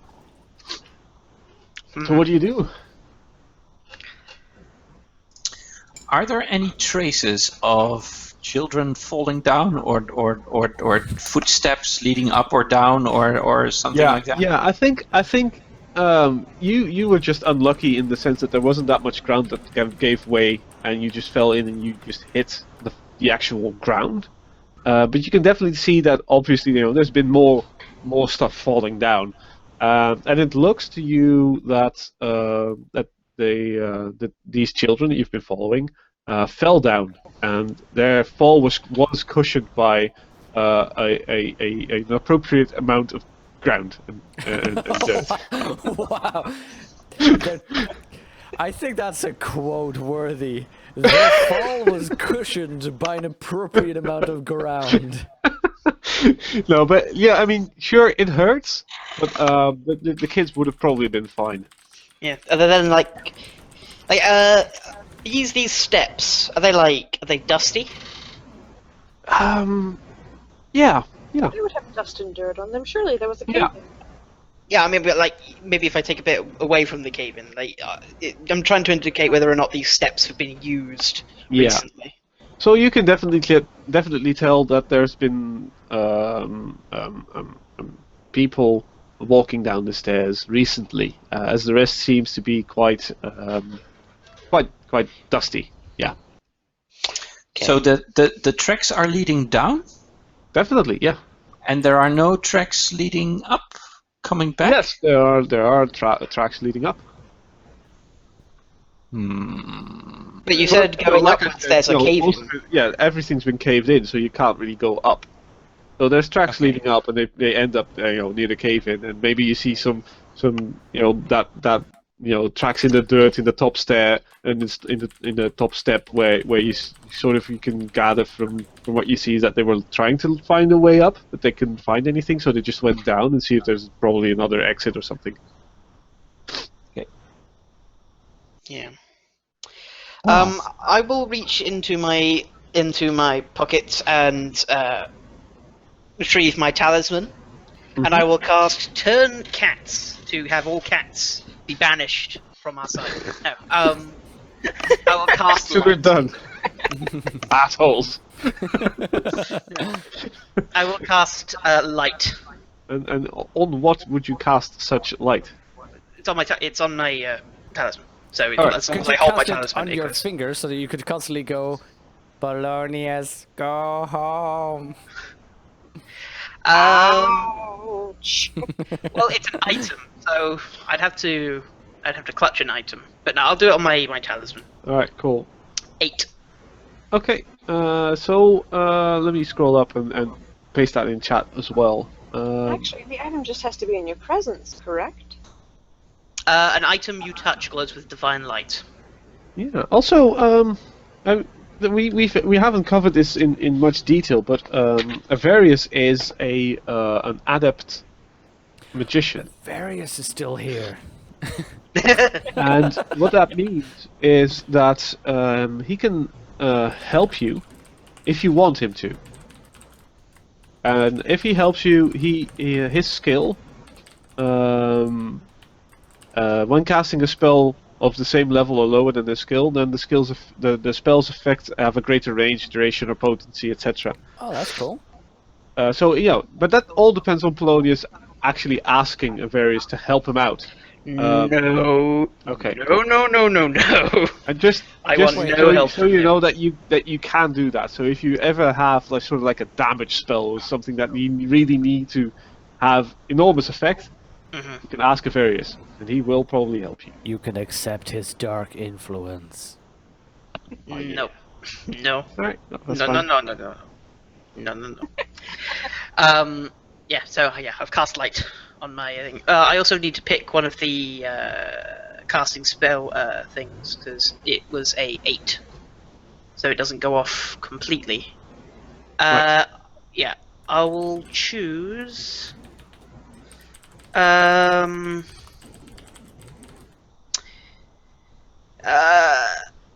I'll have it be... I'll take the -1 ongoing. Because Alright. I don't want to draw unwanted attention to us just yet. Okay, cool. So yeah, you cast light on your amulet, which I imagine is a much brighter light than a torch would cast. Let's see, light. I imagine it's also sort of a cone. Maybe, Oh, it's if you otherwise like a shine it from mundane it? torch. No, it has the same. Oh. It has the same effect as a torch. Yeah. Which is good, because if you sort of travel in a party and you're sort of traveling side by side or in a line or whatever, then and you have more light. It's Yeah, always well, I also have my advanced move, Empower, which if I roll a 10 plus, I can either choose the effect to be doubled or Right, yeah. have the targets be twice as double the number of targets or double the effect. So okay. Cool. if I'd rolled that, it would have been like a really, really good torch. Nice. But oh well, whatever. Yeah. So yeah. You are. You cast light on your amulet. Okay. In that case, I guess the only thing left to do is proceed deeper into the dungeon. Yeah. So this staircase goes on for quite a while. I mean, like I said, these steps are huge. And I think Baldric, why don't you? What was your bardic lord? Your bardic lore. My bardic lore. I think when we started this campaign, we had it on Bestiary of Creature Unusual, but we changed it last time because it made far more sense for him to have the Legends of Heroes Past. I think this is appropriate here. Okay, so yeah, in that case, what the move says, my bardic lore, since I have the Legends of Hero Past, when you first encounter an important creature, location, or item, my call, covered by my bardic lore, you can ask the GM any one question about it. GM will answer truthfully, and GM may then ask what tale, song, or legend you heard that information in. So in that case, sort of, stepping outside of the role directly, what do we need to ask? What do we need to know? What do you guys think? Why this was built? Or by whom? I think Yeah, I was who going to say built it. who. Well, if it's if it's a mine, then we need to be out on the lookout for other things than when it's a crypt. So what is this? Yeah. Yeah, if there's anything I learned from Skyrim, then it's Hmm. Don't you Yeah, say that word in here, buddy. Yeah. So Yeah, I think probably that would be best because I mean, What is even this? if it's even if you don't necessarily know what built it, and if they're still down here, we can just always hit it with a sword and it'll go away, hopefully. But falling down a mine shaft would be, wouldn't be preferable. So I think it would be a good thing. Like, what is this place? Thanks for that. Okay, in that case, yeah, that's the question I'm going to go for. In that case, I'm just going to ask something completely different. Yeah. Where can I get a fresh glass of lemonade? No. So yeah, I'm just gonna. That's gonna be the question for the gym. Is then, what is this place? What was this structure? Yeah, yeah. So, I think you know this place as the Tomb of Giants. And I think that also tells you more than you need to know, basically. Okay. Where did you hear about this? And who, what sort of hero features in that story or song? Or... The hero of Twitch chat, reminding you that you forgot your Skull Flame Lantern. Yeah, yeah. Obviously, Baldric reads a very specific type of heroic literature, and in this case, this would be the world's third greatest lover on his way to become the world's second greatest lover. The tale of Casanundo. And he was indeed on his way to find the secret of the strongest love potion, which was rumored to be in the halls. What was it? The Crypt of Giants. Unfortunately, he did indeed forget to bring the lantern. So it is rumored that this is where he died. Although he did find the secret to very passionate love. The only problem was he never could bring it out of here again.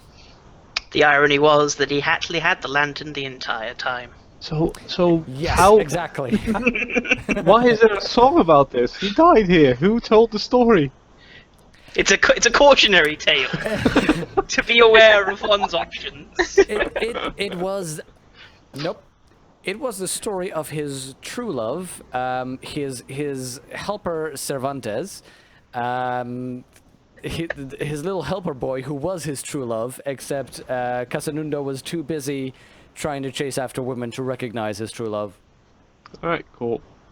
Oh, That's ridiculous. It fits the sort of stories Baldric would hear about and tell tale of. Indeed, just tried to attack my iced tea. Yeah, so this is the Tomb of Giants, guys. Good luck. Tomb of Giants. Maybe we need to take that break now and gather our courage. Get a stiff drink. It sounds like a good idea. Right, we're taking a quick couple of minutes break. So hang around. We'll be back in just a few.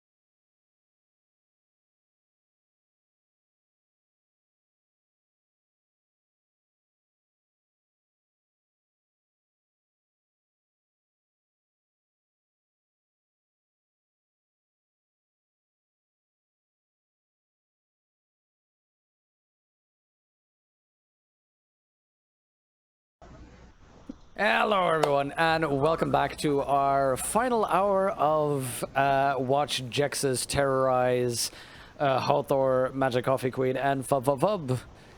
Hey, come on. Hey, It's true.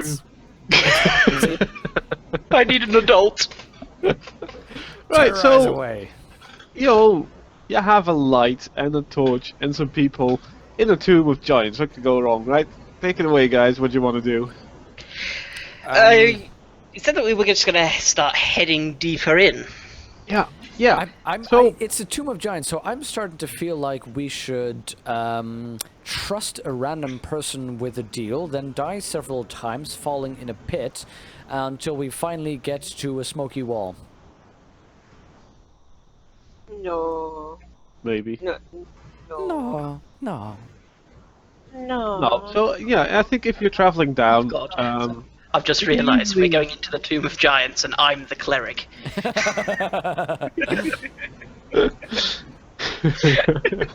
You only just realized. I think after about like 20 minutes moving down, is when you realize that this place is huge, right? And you Is it start feeling The same the weight. staircase. Yeah, it's the same staircase, just going down along. Can you just imagine that? This place is huge. Yeah, exactly. And there's echoing everywhere. But you start to feel the weight of the the stones around you, and you really you ventured a long way down. Actually, not really a long way down vertically, but it's been a long way because it doesn't decline all that like in a sort of steep incline or whatever. But I think after about 20 minutes I think at the edge of I'm just going to give you time to act on whatever you want to do, but you see something in the distance, and what you see is two giant sort of statues on either side of the step that they're on. But what are these statues of? you can't really see because they're at the edge of your vision right now. But if you want, you can go up closer and investigate them. Just Well, considering I don't have a light, I'll probably just tug at Polonius and Hazel. Like, can we have a look? Yeah. I'll look at Cass and sort of indicate, be ready should anything go down. I am always at the ready. Yeah. In which case I shall then take as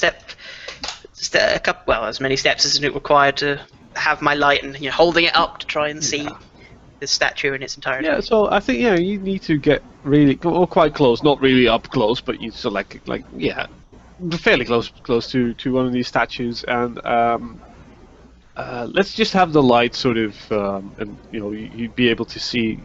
Have the light strong enough that you'd be able to see both statues. Let's not make it difficult or anything, because there's no point. These are giant statues, by which I mean that they're statues of humanoids, giants. Really, they're just really, really big.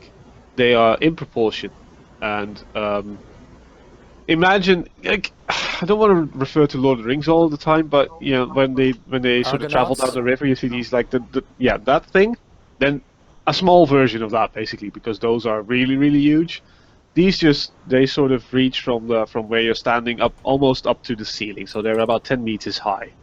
And it looks as if they're depicting giants, really. They're not just humans, but giants. So it sort of looks like they're the size. They're sort of real size. They're not like models of anything or whatever. This is probably just what a giant looked like. And as you sort of look up, you see that they're both male figures, and one of them is holding a club that's in his hand, and it's resting the club is resting on the ground, and the other one's female, and no, it's not. It's Just male. identifies as Females male. suck. No, but they're both male females. That's a good one. They They're are both males. male females. It is canon. It is canon now. No, they're both males, and I decide what's canon. and who lives or dies Baldric. The figures are identical except for what they're holding. So the one's holding a club that's resting on the ground. The other one's holding a sword, basically a two-handed sword that's resting on the shoulder. And if you look further up, you can see that for both the statues, one of the eyes is not an eye but a gemstone. Okay, Hazel. What do you do? Relax, Yeah. relax, Hazel, relax. Hazel. We know how this goes. Listen, Well, if there's time, you can come back for it I- later. I want to spout lore. You want to spout lore? Huh? Go ahead, Yes. spout some lore all over it. That sounds dirty. I have a +1 on intelligence, All right, so so that let me makes get for a spout lore for 7. Oh, come on. Let's paste that in there. So you have a 7. Okay, cool. Which means I tell you something interesting, but not useful. Did you know that platypuses sweat milk?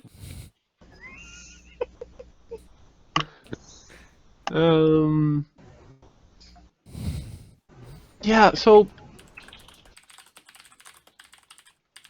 these gemstones look really valuable to you, Hazel. Aha. Aha. Wow. So can I check for traps? I'll get closer. I'll walk up to where Polonius is standing. Yeah, why don't And I'll you just survey? Just do look at the it. trap expert thing?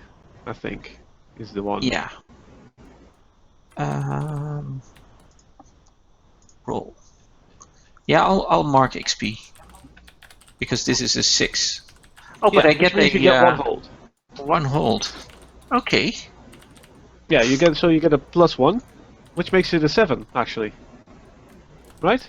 Hold Or on. is it just a Cautious. When you use Trap Expert, you always get +1 hold, Oh, even okay, on a so 6 yeah, minus. okay. So I get 1 hold. Yeah, so let me and- go first, because it's a 6 minus. oh, And then you can do your yes. thing. I think the whole cave collapses now, doesn't it? A giant boulder starts rolling down. I thought of that, when I thought of this sort of dungeon thing, and I was like, no, let's not do that. That's bad.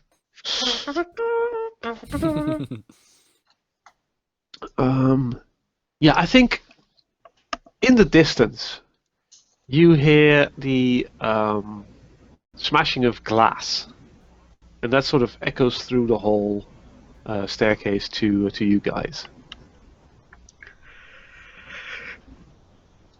And nothing else? No.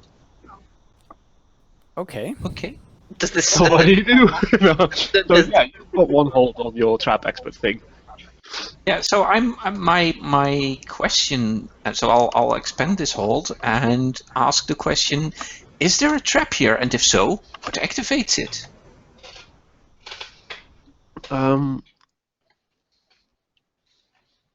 It's difficult for you to see, but there's definitely a trap here. But to be able to see how it actually works, you'd need to climb up to the gemstone. Okay, I'll do that. So roll a defy danger dexterity check to climb up. Right. So that's a 13. Yeah, Wow. absolutely. Get up there, no problem. Basically, you guys down, at the foot of the statue. Let's just say you're climbing the left statue, right? Because the right Yeah, one's at sure. So you're climbing the one with the club, and yeah, you're standing there and waiting to see what Hazel's doing, and you sort of see a blur climbing up the statue, just like it's nothing. And there seems to be nothing to hold on to, and yet Hazel manages to find all the things to hold on to and climb up. Did Baldric's just stand there going, look at that little spider monkey go.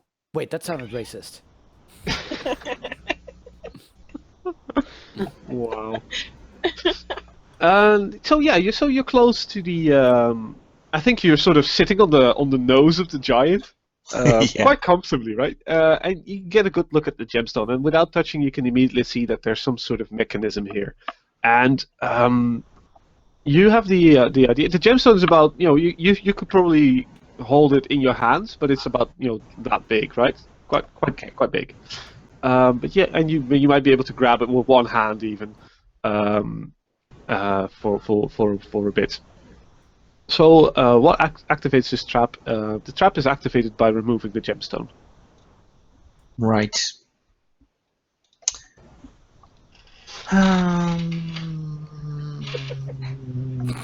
I like how you're Listen. actually having to think about it. Hazel.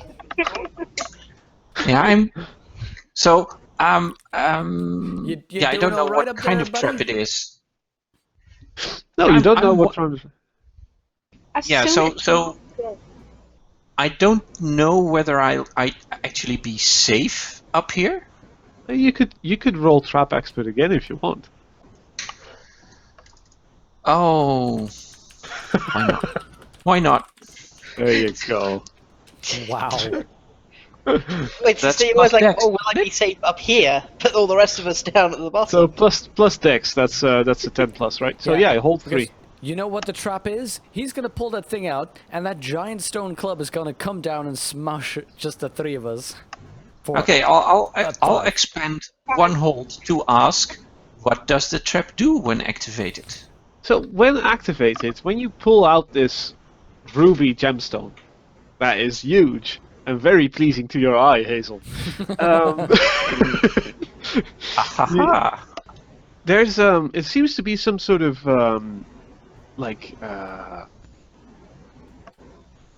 sand behind the gem, Yeah. and it seems that if you pull out the gem, that sort of that sand pours out, and there's some sort of mechanism that it starts pouring out of all sorts of holes in the statue, which makes the statue very unstable and collapse in on itself and probably block off like one of the steps. I mean, you could probably climb over it after it's been sort of it collapsed, but it's quite a danger to you specifically because you'd be going down with the statue, and for the people below. Yeah, so it's a danger to me. Wow. Wow. Yeah, sure, but yeah, I mean, you've got tricks of the trade. Look, guys. You could easily disable traps with your tricks of the trade. You're a thief. This is what you do. You Do are I have? born Oh, for right. this. Yeah. Okay, while I'm down there, and all this is considering, I'm just sitting in a corner of the steps, just pulling out a book and just turning to the others going, this usually takes a while. Just settle down. Look, I rolled a 10 plus, right? So I have 4 hold. 4 hold, yes, I- you have 3 hold. I expended 1 hold, so I'd have a +3 on my roll for tricks of the trade. No, that's not how it works. No. Oh. No. Bad. You wish. No, tricks of the trade is a separate roll where you just add your +3, which you get for your dex, to 2d6. Yeah, I'll try to disable the So basically, what you do with the remaining hold is you still have that, and when you sort of traverse further down the dungeon, you can still expend those. That's just the sort of currency you spend whenever you want to use it. Okay, right. Okay, well then, The trade. tricks of the trade. This is the first time we're going to see this one. So Oh yeah, shall I read it out aloud? yeah, please, yeah, do. Okay. Tricks of the trade. When you pick locks or pockets or disable traps, roll plus dex. On a 10 plus, you do it, no problem. On a 7 to 9, you still do it, but the GM will offer you 2 options between suspicion, danger, or cost. So that's a 4 plus 3. That's a 7. Yeah. Whew. So Wow. I think out of maybe your backpack or whatever you sort of managed to take, I don't know, what are your shirts or a piece of cloth or whatever, and you are quite, fast. so you pull out the gemstone and immediately pull back in the do the Indiana Jones switch, Yeah, right? And Which didn't work well for him. exactly. So there is but the mechanism is triggered slightly. Slightly. And so some sand starts pouring out of the hand that's resting on the club, and I think Polonius, Cass, and Baldric. Why don't you roll a Defy Danger Dexterity check for me? Oh Wait, god. wait a minute. Lord. Wait a minute. Maybe I don't understand. I don't understand what is happening, because the rules say, or the move says, on a 7 to 9 you still do it, but the GM I'll will offer offer you you two two options. So Okay. don't I get to choose? Yeah, you are absolutely right. Sorry. Then let's see. It sounds more like halfway in you can either like grab the gem and get it done, or but risk, you probably- know, but that's risk probably triggering it or Yeah. leave it. Yeah, so I misread that. So I think. Yeah, but then there's still the two options between suspicion, danger, or cost. I don't understand exactly how that will work out. So, and as I read it, there are three options: suspicion, danger, or cost, and you get to choose which two of those three you offer to me, and Oh, I I get to get it. choose which one. I picture it like you're picking a lock, and it's a 7. So either like suspicion, okay, fine, you pick the lock, but the guards kind of figure this out, or are coming, or hear you, or whatever, or you trip an alarm, whatever. There would be danger. Then you'd set off a trap. All right, and yeah, things are okay, hurting you or so, whatever. yeah. Or cost, All you right. break your lock picks. Exactly. So I'm gonna make you choose between what I just told you, the mechanism sort of slightly activating Danger. danger, or you can't find anything in your backpack that's sort of big enough to fit the hole. So you'd have to expend a use of your adventuring gear to pull out an appropriate item. Yeah, cost. Cost. I'll expend an adventuring gear. All right. Okay. So you expend like maybe a piece of oilcloth or something like a that's quite big and sturdy, and you pull out the gem and you sort of immediately push in this cloth to stop the mechanism from triggering. And yeah, you have a nice ruby that's about the size of a halfling head, I guess. Excellent. Wow. Excellent. What A baby, measurement. like a child halfling head. Yeah, that makes sense. Okay, I'll climb down again. All right. So Hey guys, look what I found. yeah, you climb down, no problem. That's fine. So yeah, Hazel's showing you a ruby. All right, so I'm just, I've been reading for the past, I don't know, how long has this been taking? 15 minutes? Yeah, something like that. No, I mean, just seriously, as in game, like, Baldur's like, ugh, whatever, Hazel's little. That's okay, that's pretty. Whoa! Yeah, I'll look at it and say, my, that's definitely impressive. And what do you That's intend what to do with you it? get. What do you intend to do with it?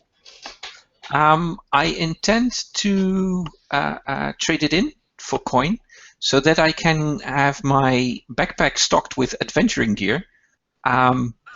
Because apparently, if I don't buy adventuring gear, nobody does. Passive aggressive Hazel to the max. And also, it gives me a reason to keep it for myself. Well, I'll sort of say, we could just, explore a little bit more into the actual dungeon, maybe. I don't Sure. There were 2 gemstones. Yeah, yeah, I I'm going think to say, I think I'm okay. I think my needs are sated for the moment. Maybe on the way back. Maybe on the way back. the Coward.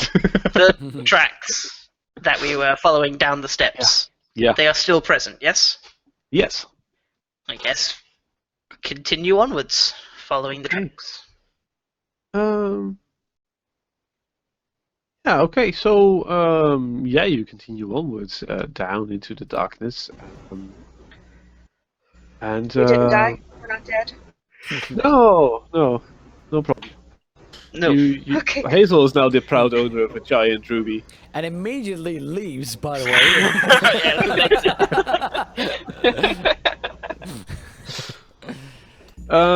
So let's wait until he gets back, because otherwise that'd be. Actually, you can just walk down. That's fine. I think. Yeah, about like 10 minutes, sort of traversing down. After you found these statues, you notice that at the sort of end of your vision again, there's some reflections on the left wall and on the right wall.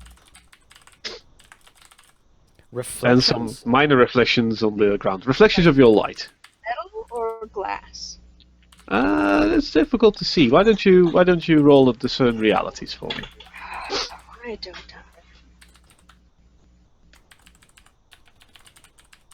That's plus wisdom, correct? Yes. That's a 10. Okay, so you get to ask me 3 questions from the discern realities list. Which I now have to go to. Give me just a second. I'm going to paste it in chat right now. Alright. Ooh. What should I be on the lookout for? Okay. Yeah. So we heard the wrinkling of glass in the distance when we first found the statues, and Bendable glass. It wrinkled. Like broken glass, like smashed glass is what I mean. And you notice that there's sort of minor reflections of Polonius and Hazel's lights on the ground, indicating that this is probably where that sound originated from, where it originated. Okay, just to confirm then, so because earlier on we heard glass, but did we hear like shattering, like somebody just breaking a mirror, or did we hear more like crunching, as in somebody walking on a mirror? The first shattering. Okay. So this is basically what we heard, or Yes. it can be assumed. Yes. Okay. I'd say so. Yeah. Yeah. Okay, So I have 2 more questions. Go ahead. What here is not what it appears to be. You'd have to get a bit closer. You're still fully sort of out of danger if there were any, so don't worry. But you can see that on the left-hand side and on the right-hand side, there's these beautifully adorned mirrors. There's just the mirror glass, and then there's sort of like a gold frame around it with all sorts of engraving, sort of like adornments basically. It just looks really good. And then the middle mirror, there's like 5 mirrors on either side, and on the left side, the middle mirror seems to have sort of burst outwards.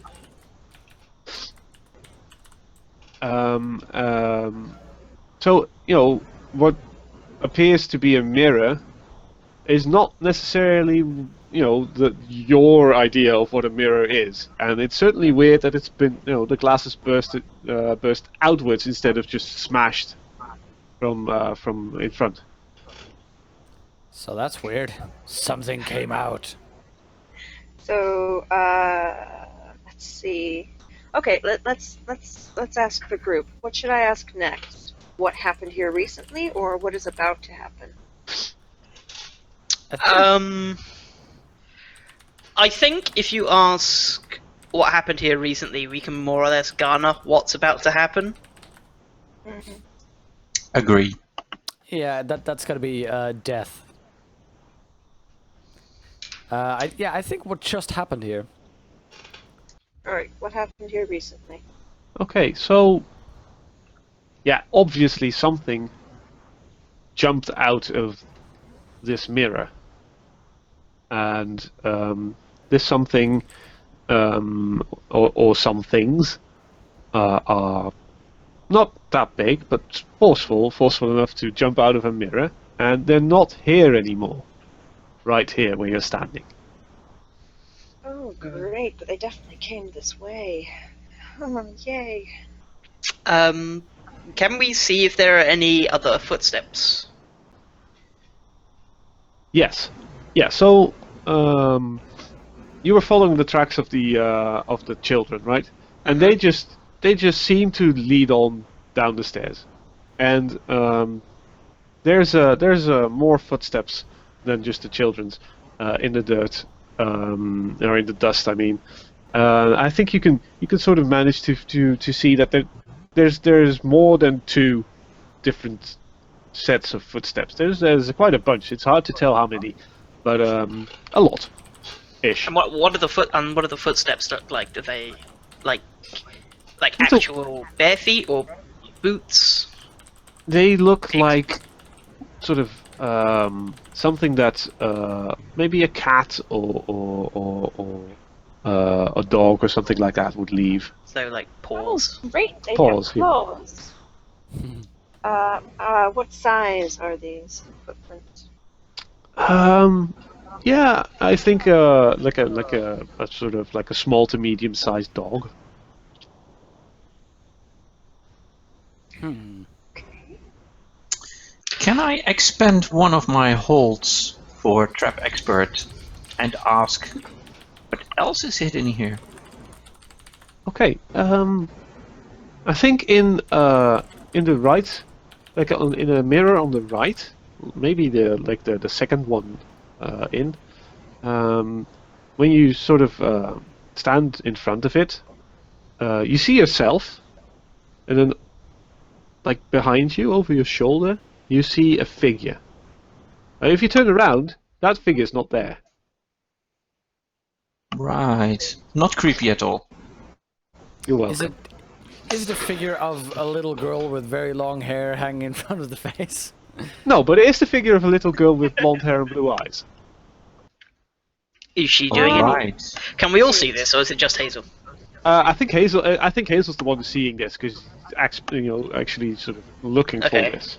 Yeah, but I will. Hazel acts distressed. You will notice this. Okay. So yeah, I'll look into the mirror as well. Do I see this? Same thing. You see yourself and and Hazel, and then sort of over your shoulders, in the distance, there's this figure of a little girl who looks scared and is crying, and she's got blonde hair and blue eyes. So she's actively crying. Yes. I'll walk up to them and say, "Look, I know you people aren't the most attractive in the world, but come on, there's nothing to be scared of." And when look in the mirror and probably see the same things, you gotta be like,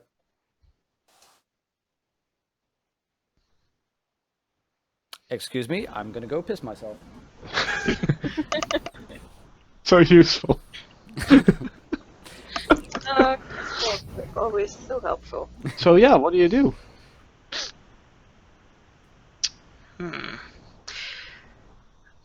Well, first things first. There's only one Yes. little girl. Yes. Can we maybe discern whether or not it's the older or the younger? I'd say this is the older. Okay. I'm just gonna try and sort of like tap the glass and just go, "Hello, little girl." All right. So give me a second because I haven't prepared this. I need to write some stuff down. So talk amongst yourselves and discuss what you want to do. I'm going to say that I think what's happened here is the girls, wandering through the woods, fell in just as we have, came down here, did basically the same thing as us. We're looking at the mirrors because they're all nice and pretty and well adorned. Some foul magic snared them. Now they're sort of trapped in the mirrors. I imagine that this sort of mirror realm is home to all sorts of foul demons and strange things. It wouldn't surprise me if both girls were trapped and the one that has been smashed has been one of the girls trying to escape, has successfully done so, and has been pursued by some sort of creature. and this is the other one who's just, still there. Might be that, or it might be something along the lines of a soul for a soul, so that that there needs to be like a innocent human soul into the mirror for something evil to start breaking out. That might also be the case.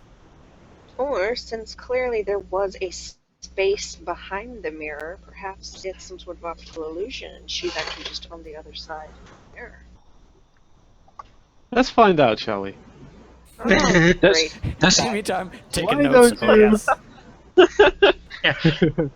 Why don't you, Baldric? Roll but intelligence. Oh.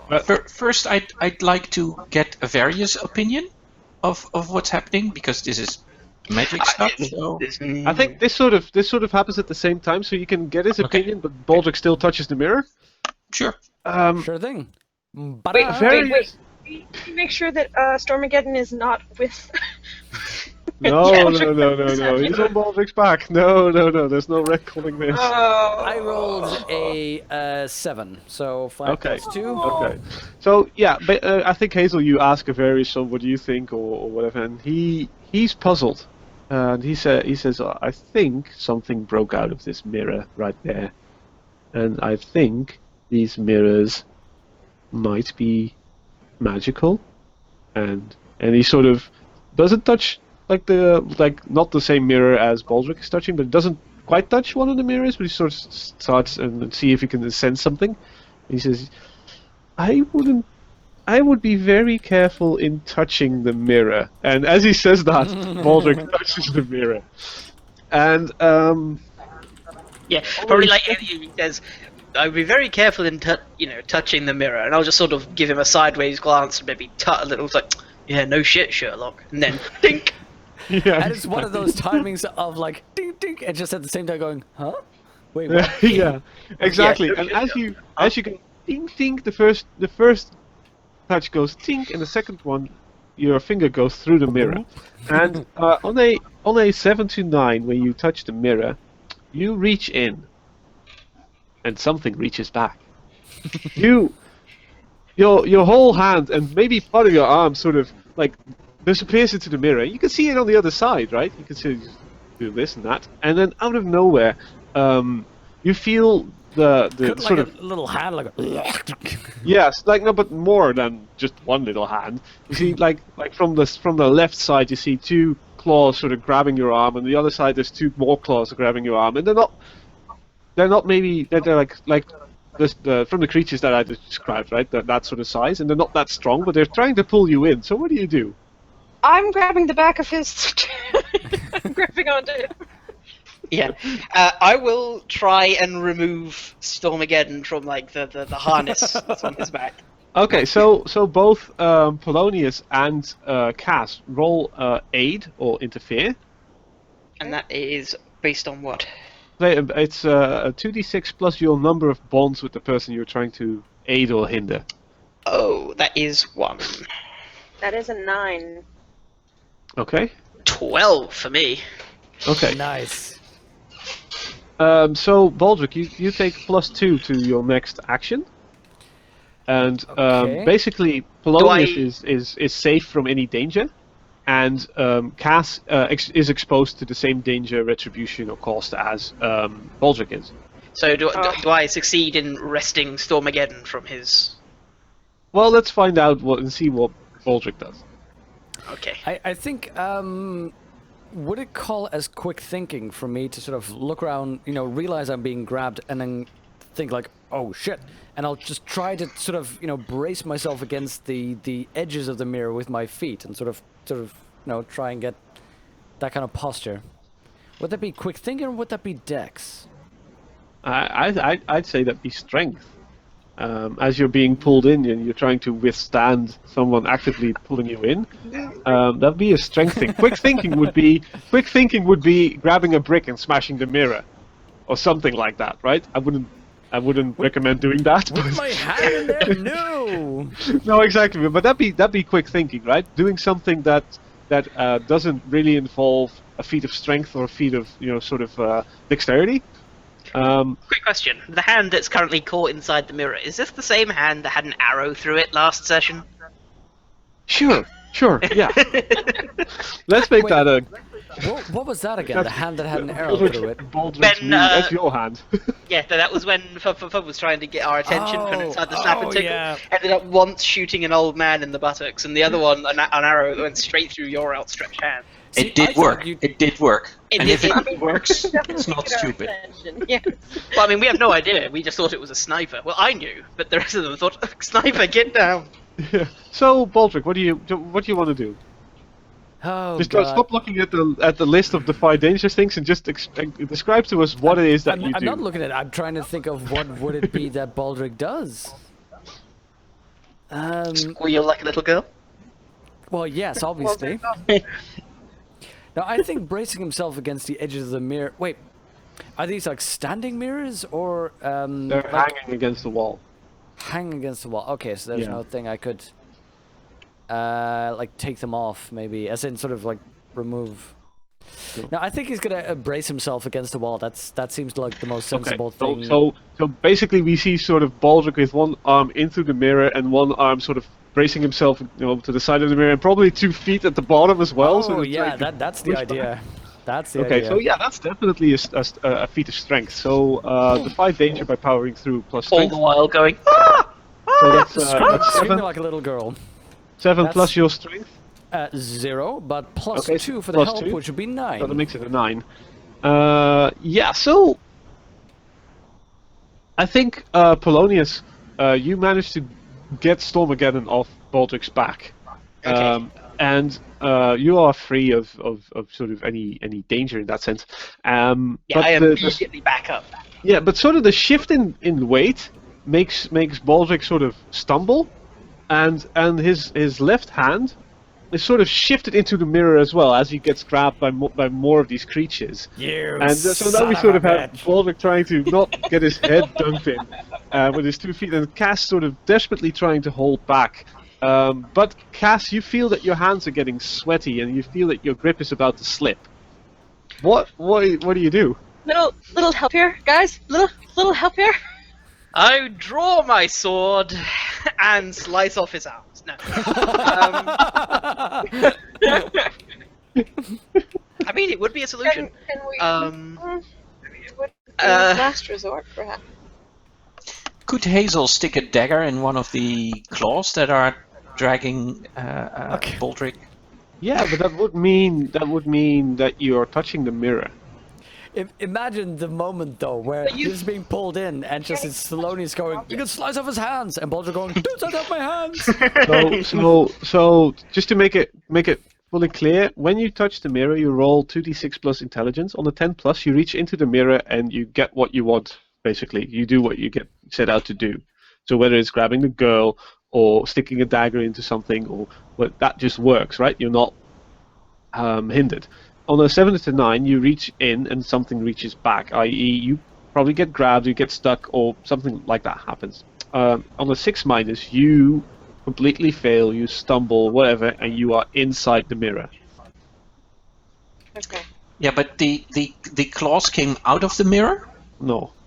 Not. Okay, now then... No, Baldrick's yeah, no. inside the mirror. Yeah, if we look into the mirror, can we see anything? We can see like Baldrick's arms being like pulled into it. Yeah, But so- can we see anything clutching? Yeah, I think when you it's sort of happening in a blur. You can't really see like clearly, but these claws or arms, they're wrapped around Baldrick's arms firmly, and there's like 2 sets of 2 pairs of claws on either side, so that indicate 4 creatures. And as sort of Baldrick is struggling, trying to pull back, you can see the sort of the body and maybe the head of one of the creatures, and it sort of looks like a mix between a weird dog / sort of rat thing, and then instead of where a creature would have eyes, they just have these sort of mirrors for eyes.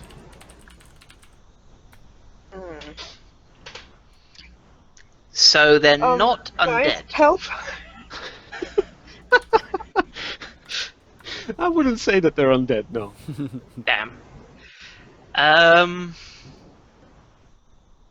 Well, that link in chat is actually, fairly accurate, except less. They're more agile. And Harry, probably Harry as well. Okay, so is it possible to pull him back and out? Yes. If you roll a Defy Danger strength check to see if you Okay. can pull Baldric out, then that'd be possible, and I'd allow Baldric to roll aid or interfere to help you out. And could I, maybe like, okay, never mind. Nope. Okay. Doesn't matter. Doesn't matter. You got it, Cass. So Baldric, believe if you wanna actively help Cass, then this is where you roll aid or Do interfere. I even need it? Well, I'd obviously do an aid. I don't think I want to Right. interfere. Is there Oh, any way? maybe it's very beautiful on the other side. You want to be with the mirror-eyed kobold people. I think you have one bond with Cass. Yep. When we're in trouble, So that's Cass 2d6 will plus 1. save me. So I will roll. Come on. I believe that's a 8 is just a plus bond. Yeah, that's a 6. Okay, mark XP. Yay! I guess. Yeah, I think another creature attaches himself to one of your arms, Baldric, as you're sort of trying to actively. You're just not paying any attention to what's happening inside the mirror as you're trying to focus on Cass pulling you out, and which is where you sort of lose track of what's happening. And I think Hazel and Polonius clearly see that there's now a fifth creature straight in front of Baldric's head, also sort of pulling on one of his arms. So Oh you can God, expect they're no like help from Baldric. groupies. Just as ugly. But Cass, you can roll a Defy Danger plus Strength check and see if you can pull him out. That was the 12 that I did. Oh, okay. Wow. Yeah. Yes. I would have called definitely- shenanigans. You definitely pull out Baldric, and Baldric definitely pulls out 5 of these creatures. Which is where we're Nice. going to end it for the night. Nice. Oh dear. Advancing the plot since 2016. Sorry. So, Microphone. let's go to the end of session things, because even though we've ended on a cliffhanger, we still, we've ended the session. Let's see. So when you reach the end of a session, choose one of your bonds that you feel is resolved, completely explored, no longer relevant or otherwise. Ask the player of the character you have the bond with if they agree. If they do, mark XP and write a new bond with whomever you wish. Baldric. Let's see. Don't think I have any bonds that were resolved. Follow the of course, Indy shoves his butt in front of it. Thank you. Follow the orders of Dark Lord Storm again. When we're in trouble, Cass will protect me. That's happened. I don't know if it's evolved. And Polonius and I will show pity to Polonius. I don't think any of those have really happened or resolved. No. In fact, I think that after you mentioned that, the first thing you did was refer to me as the fat guy in the group. So, Well done. All right, Hazel. good job there, mate. It's a different type of pity. I have this bond with Polonius. Polonius knows incriminating details about me. I don't think that will be going anywhere. Okay. Is that enough for it to actually resolve and you to get XP for? Or is I don't it know, just you something tell you want to get rid of and I want to get rid of it and get a different I one feel that will. I feel we sort of covered it and in like one of the early sessions where Yeah, you because I remember having a bond myself, which was something along the lines of, I think it was Hazel is a good and faithful person. I trust them implicitly. We resolved that one after he helped me do whatever it was with my the chapel, making sure that the cellar with the ever-flowing keg was sealed off. So, at that point, I sort of came to peace with the fact that I know what Hazel is. I know he's a thief. I know he likes going out and searching for riches and all these things. So I'd sort of made peace with that, and I accepted him for who he was. So yeah, you don't So- necessarily care that you I know know. that he's a criminal. hmm So All right. Well, in that case, we can get rid of that one, and you mark XP for it, Hazel. Yeah, sure. Yeah. Okay. Cool. Cass, Yes. do you have a bond that you feel is resolved? I really don't feel that anything has been resolved. I do, however, have Hazel is a brave soul. I have much to learn from them, which I feel like I kind of just need to get rid of. All right. Well, yeah, no problem. Yeah, you can. I don't think it's covered anywhere. So no XP, I guess. But you can replace it with something, or just get rid of it. I mean, you have 3 bonds, I think. 4 now. 3 at the moment. When I take that one away, I have 3. Yeah. Okay. Keep it at 3. I think that's more than enough. Okay. Which means you can also keep it and just see if it pops up somewhere, or you just actively sort of move towards resolving it. That's also a possibility. So yeah, you decide. It doesn't matter to me, to be honest. I'm gonna get rid of that one. All right. Polonius. Not really, considering that I pretty much redid most of my bonds last time. We haven't really done much in the way of changing any of them, so Okay, Yeah. cool. Then what about your alignment, Polonius? endanger yourself following the precepts of your church or god. I rushed immediately to Stormageddon's aid. Yeah, get XP for that one. Cool. Cass, your alignment. I've already marked the XP. Oh yeah, okay, yeah. Farm and Hazel. that XP. Yeah, The only time my I get XP. my alignment is neutral. Avoid detection or infiltrate a location. I don't know if falling into the tomb of the giants can be qualified as infiltrating. Well, I mean, if we No. look at the definition of infiltrating, it's basically just get into a place and not be detected. I mean, you got in, Nobody- and you weren't Yeah. detected. Yeah, I'm Nobody gonna rule saw and you. say that there needs to be intentionally in front of that. sentence. Okay, When you yeah. intentionally. And also, Sure. not be detected will probably require somebody to detect, because otherwise, every time you go to the bathroom, you infiltrate the I bathroom. infiltrated that bathroom today. I get XP for it. Yeah. So no, sorry. Nope. I mean, that's Baldric. basically what Cass does. Just saying. With Baldric in the group. Let's see. Avoid a conflict or diffuse a tense situation.